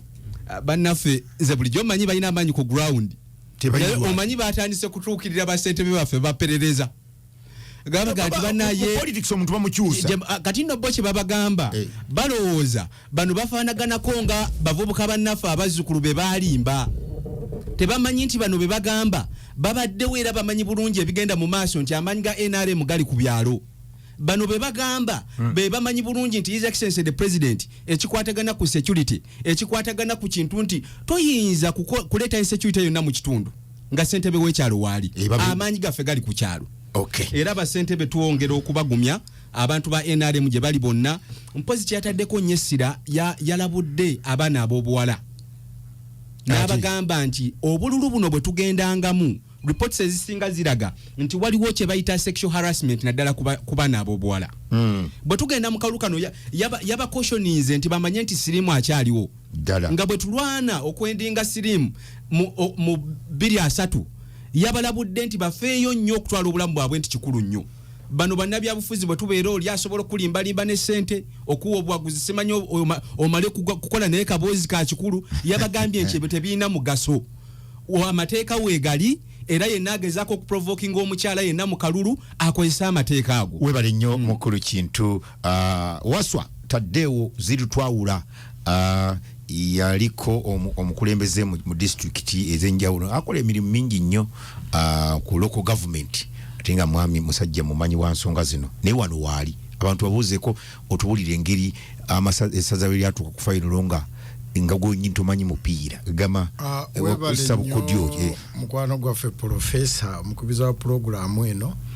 ne bannange bonna Honorable Lukyamuzi, Honorable Alan Sebunya ne muganda wange Kintu. Ekisookera ddala nzikiriza nti ngenza okujja okuva ewaffe Ngoma nga twafunye ekizibu mu nnaku 2 omwana yali ava ku ssomero omusajja n'amugoba n'amusobyako ate n'amutuga ekirangazi. So ekyo kiraga nti there is a challenge mu bakulembeze baffe ab'omu bitundu okulaba abantu kibe tulina, era nabadde eggulo nga tuli bennyamivu ate era nfunye okutegeezebwa nti kyamaani waffe ow'ekibaale mu kito afiiriddwa maama we kitalo nnyo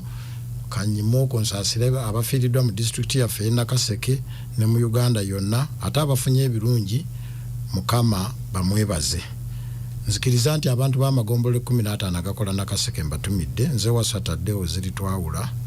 ssentebe wa Bulemeezi ogambye atamanyi mupiira naye n'atusa ttiimu ku final. Ebyafaayo nno kochi wa Arsenal kyasinze okukola ebyafaayo Arsenal Wenger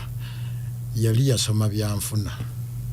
naye yatwalira ebikopo 2 era byalaga nti si wamaanyi nnyo. Yabeerako ne Britain yatwalako liigi yonna nga takubiddwa mu mupiira. Kakati Bulemeezi eno gy'oyogera oli wa Arsenal ekyo tekiriko kubuuza ebigambo mbiwulira ndi wa Arsenal nnyo ate tali yekka nawe oli wa Arsenal naye wa Arsenal Alan ye wa Man U abo beeyo ttiimu omanyi abo bagobera bajjajjaabwe basanga bawagira Man U yasooka okutunda kati oyo mwana mumanyi muto wange ogoberera nnyo abakulu. Now ekya Bulemezi nja kyogera kedda. Okay. Naye kansooke nga maze okutuusa okubagiza n'ebirala nzikiriza obadde oyogera wano ng'obuuza muganda wange omugamba jjajja tova ku meyi ate waliwo n'emuke nze omu ku batambuza ekisinde ky'emuke nawe otambuza ky'emuke wamweruweru era nzikiriza ntumire ku mwami Mukungu mwami Lubuuka ne mwami Sejjemba abakulira mu disitulikiti ezo essatu naye ate oseka kyatawo ngate olwaleero nze ndi musajja mu Katuliki era nkedde mu misa tewabaawo nsobi bwoga nti Mukama kitaffe Katonda tuwerekere ate era oba tokoze bubi bwoga nti Yesu Kristo tuwerekere ekintu ekyo oba oyogedde kyekimu nga bwe tutunuuliganye wano Mukama omu Yesu fena tuli mu kisinde eki era kigenda ne kibalumya omutwe abeemuke amwajja yajja katyawo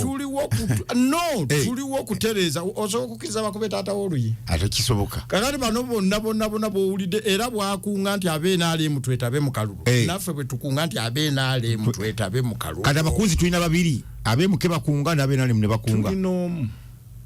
ate towulidde Alani bwaga nti ali wano ne Kyagulanyi Kyagulanyi omulabyeko mu studio ataliwo lwaki oyagala yoli abenda babiri ffe tubeera omu n'olwekyo njagala kutegeeza akalulu tukasimba kesira kuba one time babuuza president lubovudde Uganda oleseeyaani n'agamba ndeseeyo abakule bannanyini kitundu bandi basente beeru si wano be yalika mu ggwanga gemaanyi ge tulina njagala kukiggula naye akalwako mweteeseteese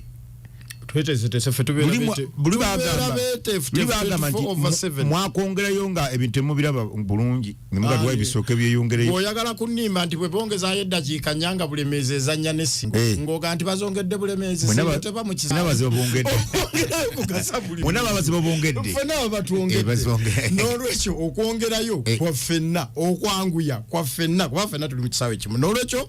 njagala kukwebaza nti wadde mbadde mu mipiira obudde obuwanvu obadde mbadde mpulira nga buli ssaawa 6 olw'Essande nteekako okuwuliriza abateesa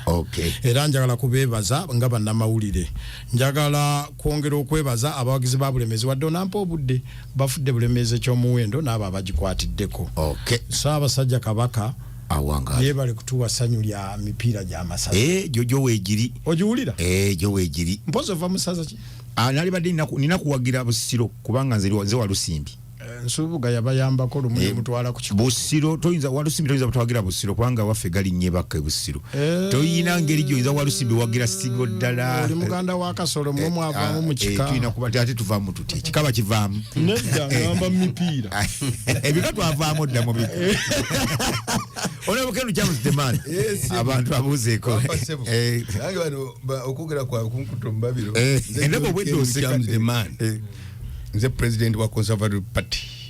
ate nga tukyaliwo nnyo tusirise tulina kyetufumba ekyamaanyi mulina kyemufumba twagala tugende nakibuyaga temunatanga kutambula ggwanga lyonna nga bano batambula monsoon winds no ate era njagala okutumira bonna aba Conservative Party yonna gye muli era nange njagala okurecognizinga ebirungi bye mwampa nga ndi mu parliament nafunako ekirabo ky'obuteesa omuteesa omulungi mu parliament asingidde ddala mu banne ani abigaba ekibiina kyali kiri awo kya mu Netherlands ate era ne Uganda Law Society nempa naye ekirabo era mu amateeka ge wakayingiramu ennaku zino ekirabo ekyokusiima enteesa nali sinabakufuuka munnamateeka mu biseera ebyo bebakusikira n'ogenda n'ogasoma bamotivating kakati nabana aboogedde obulungi bamotivating ani asinza okukwata omubabiro bonna babadde obulungi ddala kakati nno njagala okwebaza ennyo gavumenti ya Ssaabasajja Kabaka yajjukidde omu ku abo abakyaliwo abaali ababaka 21 bakikiriranga Buganda mu National Assembly omugenzi Honorable Bazilio Mulamba Luchamus bwe tufaananye erinnya era mukama gwe yayitanga wa myaka 95 nga yawangaala baba mukama yamuwangaala njagala okwebaza ennyo Katikkiro wa Buganda yabadde omugenyi omukulu mwabadde mukujjukira njabadde twabadde twabirumbe badde njagala okwebaza ennyo Right Reverend Severus Jumba we Masaka njagala okwebaza ennyo Emmanuel Cardinal Wamala yabadde obubaka obw'enjawulo njagala okwebaza ennyo yali vice president wa Uganda wekitibwa Sekandi naye yaweereza obubaka obulungi. Okay. Buli awo nange neebaza ekifaananyi temukiraba. Bakutadde mu kataba akakokujjukira. Okwebaza ennyo abo bonna abafubye ennyo okulaba. Njagala okwebaza ennyo Katikkiro wa Buganda. Yabadde omugenyi omukulu. Nze ne mbeera keynote speaker. Omukwogera nti awo toyinza kubula waawo. Nze nabadde keynote speaker. Naye nno njagala bannange bakkirize mu dakika ntonotono nnyonnyole kye nasimbyeko essira. Njo kiwawadde oyogerako emulu. Nnyonnyodde lwaki Kabaka yekka yatandikibwawo era lwaki yawagira DP. Emizira ngivuga nga laddu. Babadde bakimanyi nti lwaki Kabaka yekka teyiyunga ku DP. Mutawana mu bumpimpi twalina olutalo olw'amaanyi ennyo olwatuusa Ssaabasajja Kabaka Muteesa okuwaŋŋangusibwa bwe yagamba nti awakanya ekigambo kya Lord Lytton Colonial Secretary yali Ssaabawandiisi w'amatwale ekifuula Federation. Muteesa n'agamba independence ya Buganda ejja kucerewa bajja kutugattika. Bwe batugattika tetuyinza kufuna bwetwaze mangu. Amaanyi gabule mu nzini wendizi ze tutwale. Abasajja bwe bategeera nti Muteesa awangudde omusango ogw'okumuwaŋŋangusa nti Bungereza yamuwaŋŋangusa mu bukyamu bateekawo Namirembe constitutional recommendations. Ne bakendeeza obuyinza ababaka be yalondanga ne bamuggyako ne bakendeeza bamulekera mukaaga gwokka. Baali bameka? Baali bona yalinga approving ne bagamba kati ayisemu ababaka mukaaga bokka. Naye okuva olwo olukiiko lwa Buganda lwonna ne lufuuka democratic nga lulondebwa one man one vote. Uganda yasooka ku democratizing electoral process. Tulonde bakulu bagenda otukiikira mu lukiiko. Kaakati bwe baalaba Muteesa agenze waggulu eyongera buwanguzi ne batya kyebava balonda omusajja ayitibwa bataddewo n'okulonda okwekimpaatiira 1958 Buganda nakola boycott. Agamba nze focus yange ngimanyi. Okwansanvu munana Buganda yeetabamu. Atano munana okwawangula Ben Kiwanuka. Nzija nkujjako oluvannyuma. Okulonda okwo Buganda ne kugaana. Nga lwaki? Nti tumanyi kye mwagala kulonda. Tulonde ki? Tebaba sensitizinga ne bakola sensitization. Okujja mugamba nti tulonde okulaba nti Buganda efuuka independent. Awutulonda. Kati we balaba kirwe ekyo kulonda Odoki mu biseera yalinga okola anonye Professor Wild akuŋŋaanya ebirowoozo by'abantu okola constitution. Bungereza negamba nti tukolere inquiry kubanga Buganda efuuse ungovernable. Tekyasoboka. Olaba ne Queen bamuganye bati bamwaniriza wano bwe yajja okugulawo ebbibiro wano ery'amasannyalaze manya. Wild neetoloola n'akola research na inquiry ogenda okukakkana mu 1960 awa report gyenzudde egamba nti Buganda esaana ewagirwe yeefuge yokka. Olaba yaswaza Bangereza banne ate nga Bangereza baali bakigaana nga baagala genda mu East African Federation. Bwe balaba nga Wild agambye bw'atyo eŋŋoma ne zivuga wano. Ani Abaganda bavuunulira baali bamanyi awo bakolawo ne kye bayita Buganda agreement ey'okubiri. Ng'ovudde ku eri ey'olwenda. Yes. Ne garantinga nti Buganda will be independent. Kati bwe balaba biri bwe bityo kulondayo Odoki ate number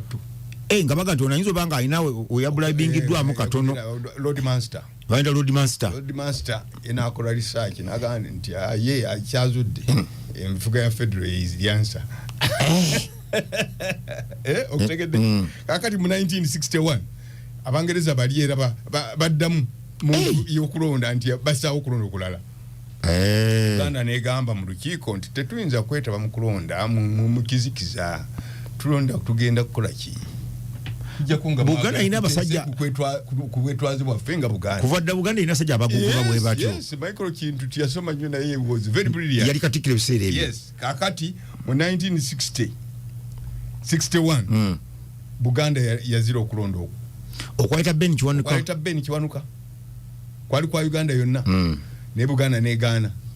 Mu Buganda abayitamu abamu bafunanga obululu 32.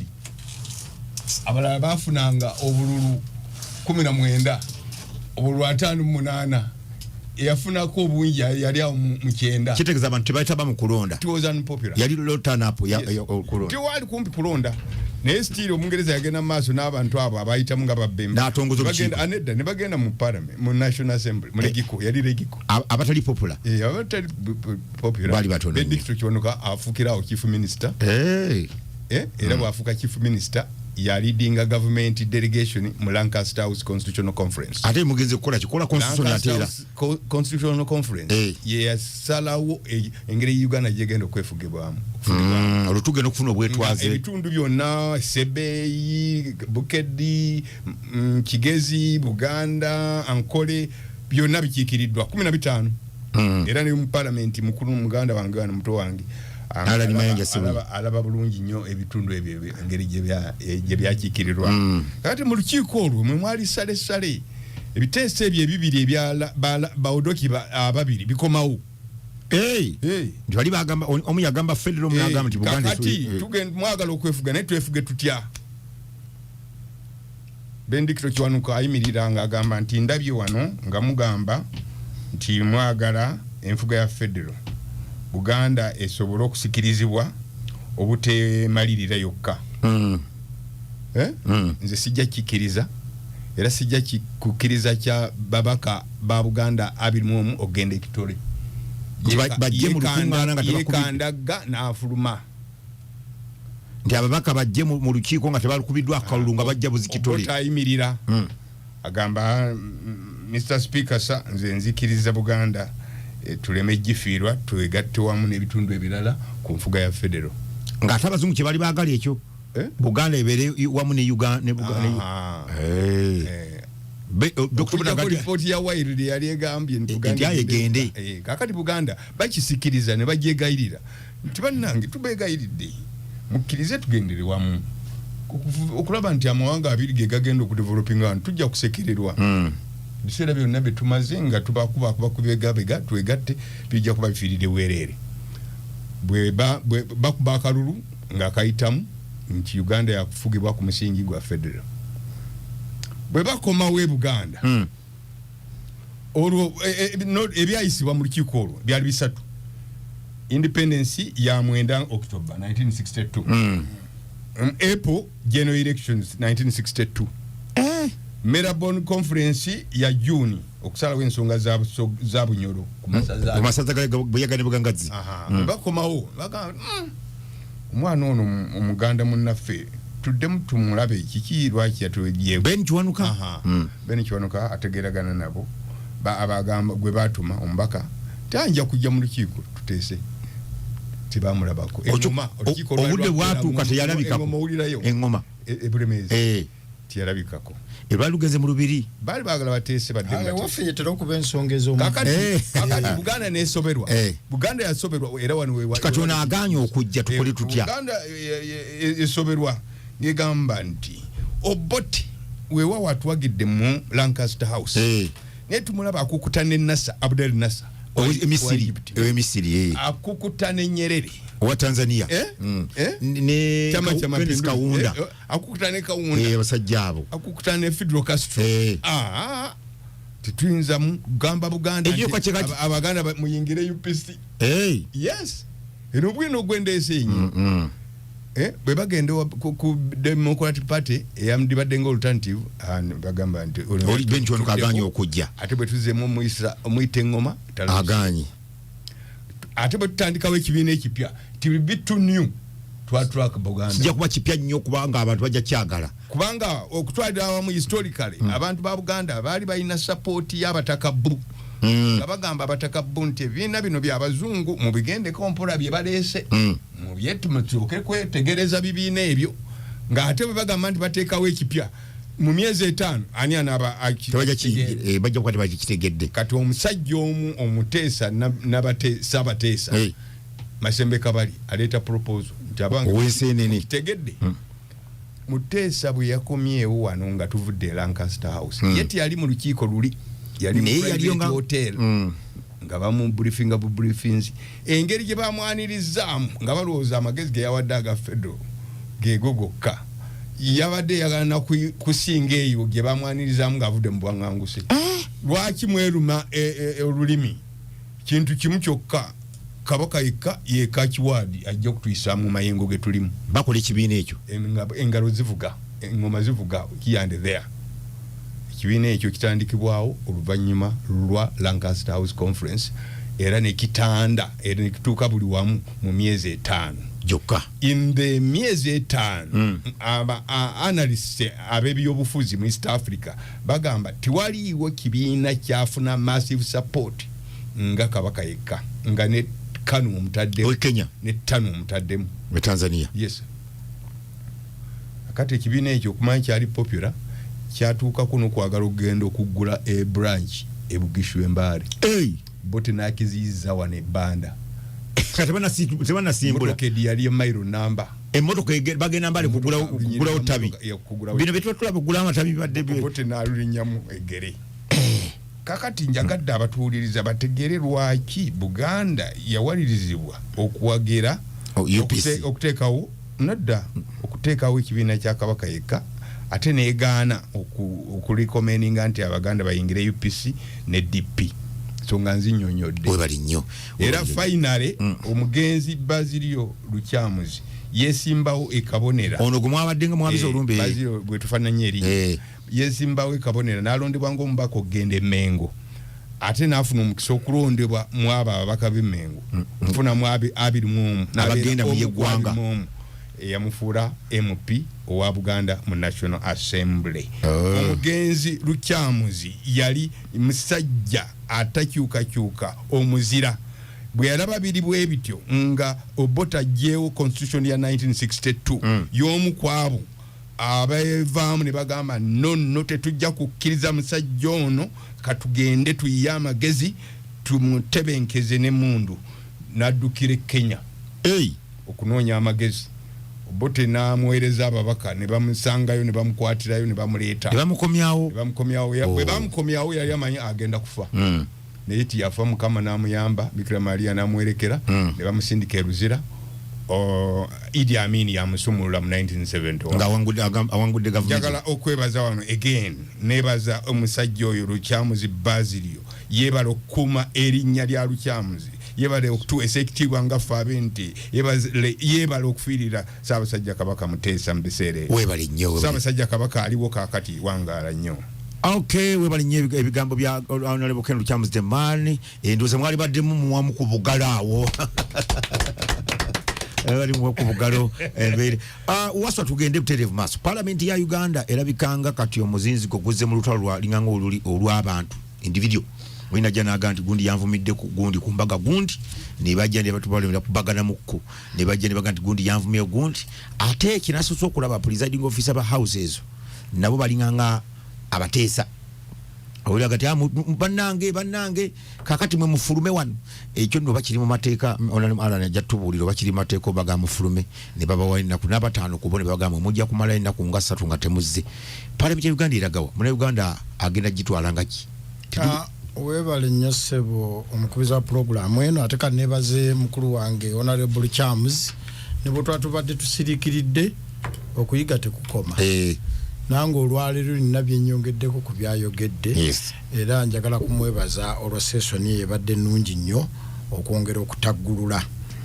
butya bwe tuli mu Uganda eyawamu wakati ffe gye tuteesezaamu. Kati muteesa mu yawamu. Parliament yaffe eno nja kusooka okutegeeza abatuuliza nti Parliament is part of government. Of course. Emikono esatu egikola government ya Uganda Parliament mweri. Parliament gwakubiri. Ate Parliament omanyi simanyi Luganda lutuufu abantu bano obulya tumita Honorable Charles, Honorable Alan, Honorable Gundi, fa abatagendangayo kati wano mu Buganda abantu abasinga ebitiibwa Ssaabasajja addibwako balongo baddakaawo andi era ye Ssaabalongo feera tebatuyita na mwami obo nyono onzisa wansi kakati abantu bano omuntu Honorable mu Luganda simanyi bwe nsobola kukijjayo gigamba nti omukungu abawo Emmengo ekitiibwa naye bantu basukulumu nnyo era buli omu yeegomba okgendako mu Parliament nti ffe ne batuyingirayo obuyingizi ng'abantu olaba nga ne bwoba ofulumanga naawe ekitiibwa kikukoze eki kikwambadde awandi egombye okukomera oddaloberewo ddala era nja kutegeeza abawutuwuliriza nti nasanyuse n'esimenti kinaayita era alaniyo najja kumbulya ne lukyamuzi nalabyeko ku mawulire nti waliwo abaasabye bakendeeze ku nnamba bakigobedde mu nsuwa naye nze nabadde nsaba oba bakireete eno muffe mu referandamu bakireete mu referandamu yes kijja kuba kiyita munakiisa kakati njagala okutegeeza abantu njagala kwogera ku kigambo knowledge amagezi ago tugafuna eiza mu ssomero obanga batusomeseza waka kino tukikola bwoti na obanga obaddeko n'abantu abagayina osobola ogafuna amagezi bagakopa ogafuna ng'obaddeko n'abantu abagayina kakati waliwo mu luzungu bagamba professors clever professor tuyinza ganti clever gabga ti professor tukyongera ko kiti katugambe Alan is clever Alan ategeera babo gati professor tuyongera ko kirala ategeera kakati ebigambo mu luzungu biri very clever and understanding by the way mu Bible ya mirundi nkaga mu mukaaga boogera ku kutegeera yes ate I mean okutegeera okumanya ate mirundi nga 2 plus boogera ku magezi kitegeeza okutegeera kintu kyanjawulo nnyo ku magezi oba kiraba mutasobola kumana amagezi naye amagezi ge ganagagamba nti eno mmere bagira bwe bati naye ate okutegeera temmere yavudde mu kitooke kwe kubayita ekitooke kyameze nekijjako empumumpu nejja nekinga kwe kutegeera kakati ate waliyo ekigambo eky'oluzungu wise omuntu omugezi omumanyi ddala otoli asuka ku bana abalala kakati obumanyi bufunibwa ng'oli akolekitinze skills nyingi is out of experience kyenjagala ogezi nojjako wasomako nokola bwoti nobeera kumbayi noteesa nobeera okubeera kati olwaleero nze ne muto wange kintu ne muto wange Alan tubadde mu maaso ga lukyamuzi nga muyiga buyizi nga from his experience tulina bye tweyongeddeko oba kitegeera kakati wenjigira parliament etabanguse there comes a question baani abali mu parliament abaka parliament abalinga nga febe baani olwontandise basimba abamanyi abategevu baki nkugambye bamanyi bagezi bategeera that scenario oba balabufu bakunjufu wakulirawa parliament Alan yaweko mukulumbiza olukiiko mu Uganda andikandize mu kuwakatula alina gyakoze eki gyavudde osanga ebimu bye tutamulaba mu kuba nkimanyi wanuupu wanuupu ddala sinnamuyako nakakofira baddaazakamba avuma oweenaale mu nti tolina magezi totegeera tewasoma mbwaggwe tanaba kitegeeza okuba mu pate gy'alimu tekimugjaako wa gye yakulira oba ntegedde bulungi kwakati kansookere ku scenario nga sinatuuka ku kufuluma kansookere ku bibadde ku mawulire nze we nalabira abasajja bano mu parliament oba we nabawulira kubanga TV zaali amaanyi ziteekawo saabalabako nga beevuma bo tebeetabalanga it becomes kiba kintu kyabuwemu MP okuva wano nga tetutunuulidde kibiina nenva wano nengenda mu constituency ya munange nenga nti talina magezi ngate mwenna baba bagenda mu parliament olupimo olutandikirwako mwenna mugende mu parliament lwa senior 6 lwerumu kakati awo tutandika okujjawo okutunuulira ababaka bano mu bibiina byabwe ne tubatunuulira mu buntu kyono yani ate ekinsinga okunnuma njagala kino Honorable Kyamuzi akiwulire ne rediyo eno mu Buganda bakiwulire ebintu ng'ebyo ebyobusiufu by'empisa biri wano waffe mu Buganda abantu abasongangana mwe awatandikira civilization nga mukulu waffe bwatulambuludde ate we watandise okulabika okwonooneka obutawagira muntu for example nze ndi weenaaleemu tekindeetera kuvuma wanu nti tategeera ebyo ebintu bibi bwe kibanga kye kinaakuyisaawo tokimugamba nali kakati olwo tutandika okuwaba kubanga ensasage yabadde mu parliament yabadde Kinyamatama Honorable Kinyamatama zake naye ng'obuzibu bwali ono kugenda mu constituency ya munne okumudi campaign nga tekyetaaga kumuvuma oba yakoso lino oluvuma yes era n'obutambi ffenna twabula nawulabanga babulanga kakati ate parliament nayo nekola set of dreams nekola katemba neeraga obutambi obwo kakati Alan bw'anaayomba ne mukazi we nakyo kigende nawulidde simanya akakiiko ka Honorable Katuntu kagenda kuteesa kwezi ensonga ku ssente zaffe ez'omuwi omusolo time President Museveni yakozesa statement n'agamba abali mu ffumbiro eyo mu parliament bye bafumba tebabimanyi kati uyanawo ekigambo kyayogera some 5 years back kitandise kati ani agenda okufumba ate nga ogana abafumbi okufumba bagenze kufumba kuyomba kwa zaake na Honorable Kinyamatama batuule bafune n'allowance simanya akakiiko bakatuula oba bafuna mitwalo ana bafunayo bali allowance waffe nga bali ku nsonga z'abantu ono gwe baavuma bw'aba yanyiiga kati birimbi vuddeko ebyempisa agende ku police penal code act waliyo defamation case awo ab'omusango ku police baleme tumalira budde tulina ebizibu ebirina okuteesebwako mu parliament olwaleero nva ngoma oluguudo olugende ngoma lubi njagala Honorable Alani Honorable Nyongole Honorable Najjuma babeere ku ekyo sikumbuulira nti babadde bateesa ku kuyomba kwono noono oba bayomba kati wanani gwe tunenya yagiteeka ku order paper ani kubanga wano nganga bandikira ku yakiteeka ku order paper ono bana yani yakisa ku order paper ani abisako ani akola order paper ezo njagala ono yatalina kyekubira mulunga ayagala gwoba oddamu ekyo ani ateeka ku order paper ensonga ezo ani agisa ku order janga a matter of public concern concern kikwani gwanga lyonna kati katusaba ababaka kubanga bonna babaka baffe regardless of their parties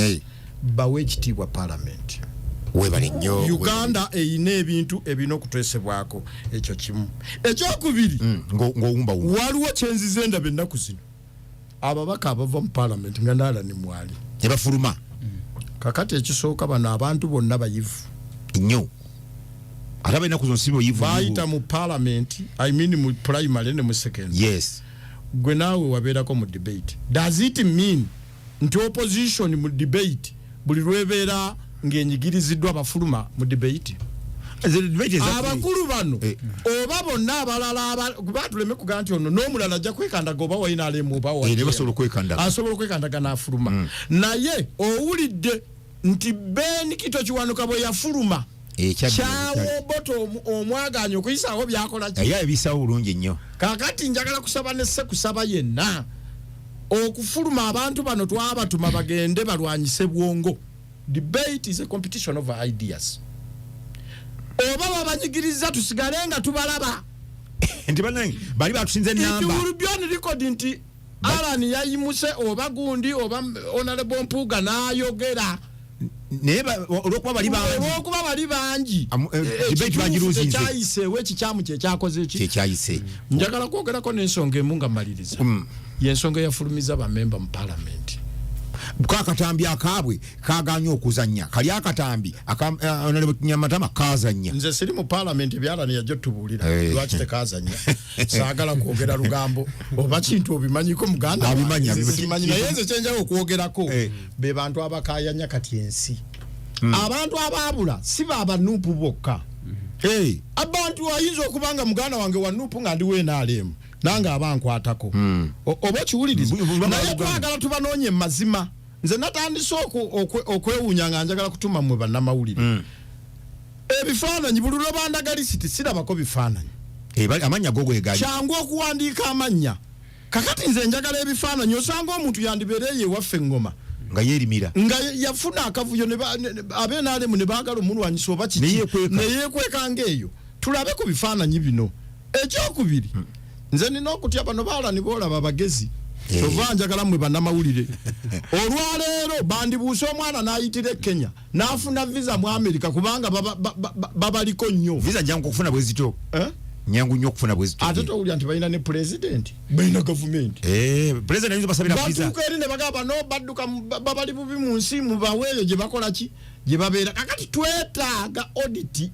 ennambulukufu ku bannayuganda bano oluusi bano basobola okugamba government ng'ate abaana bali ku green pastures twali tukirabyeko omuntu ng'abuza ogenda omula nti aliwa ng'ayera kakati twetaaga okunoonyereza okw'enjawulo tuveeyo n'ekifaananyi ekituufu kubanga abantu bano bannayuganda enkyaba nuupu luli bajema luli beenaalemu saagala muntu abeesibako kukozinga commotion abantu baffe baabula bantu beggwanga baabula nze nina muganda wange oyinza omusanga nga wa DP kisoboka atenze nga ndi wa NRM oba kitegera bulungi omulala munnamaje muganda wala ne ajja kuba munnamaje kati abantu bano si bapate yonna banna Uganda naye we need salary webale nnyo webalire ddala ala ne mayanja sebunya parliament igende etya neyanza nnyo neyanzeeke kubanga ennaku zino mwadduka emisindi si kuddukayo naye tuvaayo olw'ensonga era bannayuganda zengenda obanyonyola mpozi nga ngenda otuuka ku nsonga eyo nange nzikiriza nkunge naddala abantu bannakaseke central abavubuka abakadde na buli muntu yenna n'abakyala akalulu kasembedde akerosi ebyokulonda ati kegaana roadmap mwatemu ejimali mu gikati kaddi ne women councils zonna okuviira ddala ku kyalo paka ku national level so mweteeketeeke akalulu kagenda kunyooka weewaawo nga electoral commission tenavaayo na programu ey'enkomeredde naye fenga parliament twalwana era ne tukola ogwaffe appropriation nekolebwa eya resources ey'ensimbi era zonna neziweebwa ezigenda okukozesa mu kulonda obukiiko obwo bwonna obw'abakyala LC1 ne LC2 so ensimbi zakaweebwa so obaddi kanya okubaawo omwaka guno tegunnagwako obaddi kakalu kagenda kubaawo era bannayuganda nze nja kubasaba mwenna banakyukakyuka na mwenna balaba ebintu ngaetwandibirabye wansi ebifo ebyo tebiriiko nti byagundi byaba myaka bwegiti wabula ffenna abasobola okugenda mu buweereza obwo tugendeyo abakyala temwetiririra abavubuka temwetirira n'abantu mwenna mpozi era nange nsaasira nnyo kyamaani w'ekibale olw'okuviibwako mukadde waffe era tukusaasidde nnyo oba oli awo tujja kuweereza obubaka obukubagiza mu ngeri y'enjawulo mukulu professor muganda wange waswayo no mukulu wange sebo mukulu wange yateera mukama wange mu timu yaffe eyasaza waswa mwamu wa mutyo obukulereze kinumya nnyo kangawo yamuwa obuvunaanyizibwa sebo era si byakalulu bamusima lwakuweereza kulungi sebo ne bakuwa obuvunaanyizibwa era mwebaza sebo enteekateeka eyo gitambuza bulungi era nsaba ffenna ababaka bannange twongeremu amaanyi tusapootinga ettiimu yaffe mukulu wange ayogedde ku nsonga ya zaake n'ekinyamatama agiwunzise bulungi agambye ensonga ng'eno teyandize ku fulo ya palamenti era nange nze omu abatakkirizigana deputy speaker mukama wange tayebwa nti tuyina kyetuyita conflict resolutions mu maka gaffe mu buweereza obw'enjawulo makyakezi mu mizikiti so wabaawo ensonga gy'olabanga esaana okukwatira eyo oba olwo netajja ku fulo ya palamenti ku fulo ya palamenti wandibaddengawo ensonga ez'enkizo kulwanirira malwaliro kulwanirira masomero kulwanirira ddembe ly'abuntu so bino gundi yansoozezza yankoze bw'ati nange nze omu ku baali batakkiriziganya weewaawo nga sigamba nti kakati buli muntu agenda avume munno atandika eyo nti tugamba buli muntu vuma munno naye wabaawo ensonga ng'eyongeze yeetaaga ogikwata mu ngeri obaoliawo tuli ababaka 5 oba mu 7 twemanyi na muwendo mutuufu tuli bangi so kati buli muntu nze bwe nasooza Honorable Najuma nensooza Luttamaguzi nensooza Nyongole era ku fulo ya palamenti tunatambula ddi kubanga bino ffenna tubimanyi ebyobuntu bibaawo naye kyenzikiriza nti ensonga eyo nange nze omu ku baali batakkiriziganya mu palamenti wabula ensonga esembyeyo era etufulumiza emirundi emingi nsonga nkulu era nsonga yasimba era teyeetaaga kusaagiramu okumanya teyeetaaga kusaagiramu n'ensonga yatwala mwai Museveni mu nsiko abantu 500,000 ne bafa Nakaseke Luweero Nakasongole Kiboga na yonna abantu ne bafiira ebyabo olwaleero amasomero ge Nakaseke tegaddangawo nga bwe gaali mu kusooka abantu batataganyizibwa mu kusoma abantu batataganyizibwa mu byenfuna ne mu byobulamu obwa bulijjo bannamwandu bali eyo bakola n'ekibiina fakiti bw'otuuka eri ebutala waliwo ekibiina ky'abannamwandu wasobola okimanyi bali abaafira mu nsiko so kati ndowooza olaba bakyala bakadde nnyo batuuka kweyo embeera waliyo ba enfuuzi waliyo bamulekwa so olabanga olutalo olwakosa abantu naye ensonga eyali eyesimba ng'ovudde ku bwavu obwaliwo n'ebirala byonna ensonga yali ya ddembe ly'abuntu by then bamiini bobote nga bawamba abantu bakujja mayumba abantu tebakyebaka kutulo nga tebakyeyogerera ojjukira Ben Kiwanuka engeri gye battibwamu ku mirembe giri gyali. So ebyo byonna ebyaliwo Museveni n'agamba bannaye abataka twekolemu omulimu wano tulwanyise abasajja bano tubajjewo olw'okuba eddembe ly'obuntu lisaanyeewo. Kakati olwaleero ebyo ebyatwala ensonga enkulu eyatwala Mwai Museveni n'abalala bonna abakadde baffe ne bafa. Nze Nakaseke nkulembera entaana z'obuwanga 2 obwaguge wa Kyato n'entaana ery'ekikamulo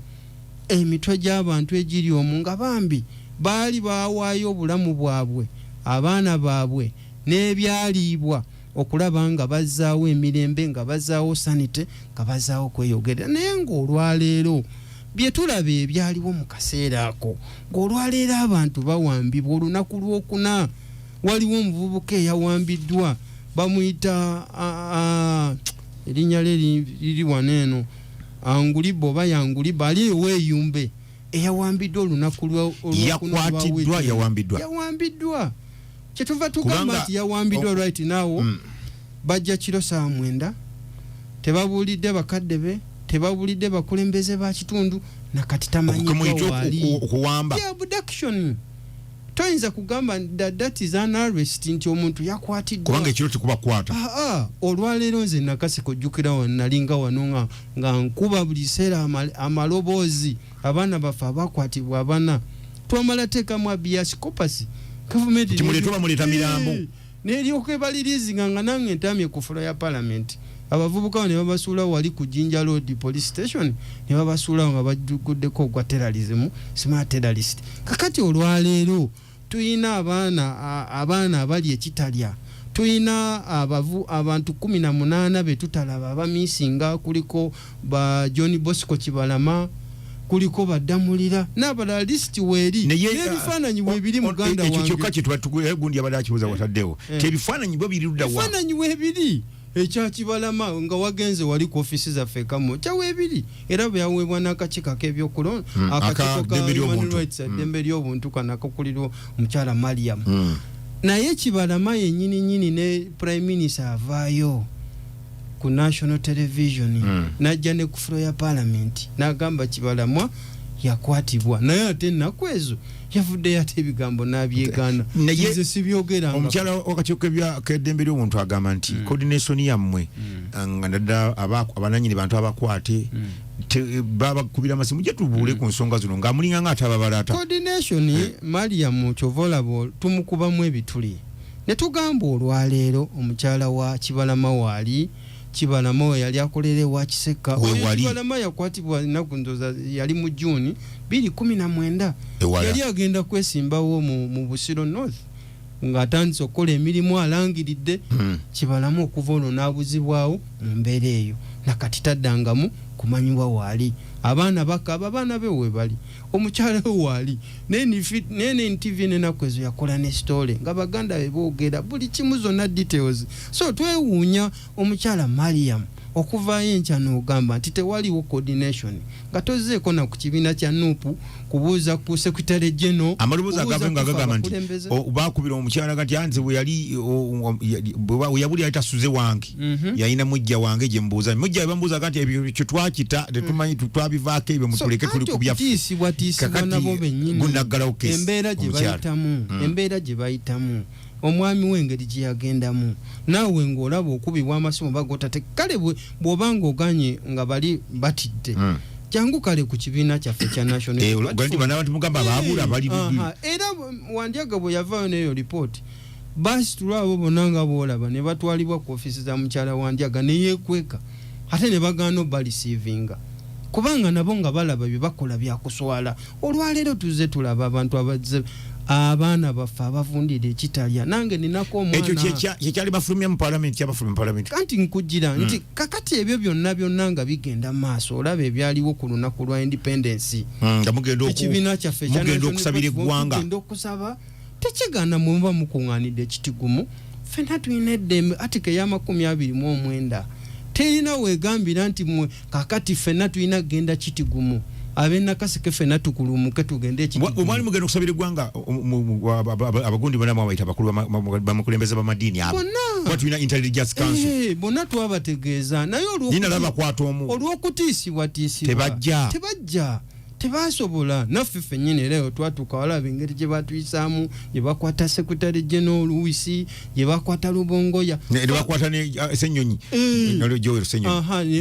Jowero ne bakwata n'omusumba waffe n'abalala naffe ffennyini nze nadduka Buddusi then nenzirayo oluvannyuma okulaba nti tutaasa bannaffe bavaayo n'abalala abakwatibwa n'abalala abaliyo ojjukira Kyagulanyi lyakomawo ennaku z'omwezi nga 5 soke tuwumulemu kedakika tuwedde kutukyalina abakungu tukyalimu wano mu paalamenti yaffe pulogaamu bagiyita munaffe mulengera tulengera nsonga onobukeru kyamuzi temaani waali bwebanga tuwuliddwamu ebyafaayo atutereeza ate n'ebigenda mu paalamenti abimanyi kyeyasooka n'akola yasooka n'ateesa ennyo mu paalamenti bwe yavaayo mu kuteesa mu paalamenti naga nti ndowooza mbadde mbulamu amateeka n'agagugwa ennaku zino n'okusomesa amateeka ago nnyo n'obutaba buwandiise naye obusuula bwalanga butaba bwejje buli ndowooza agabako obugabi obutaba mu busanga wano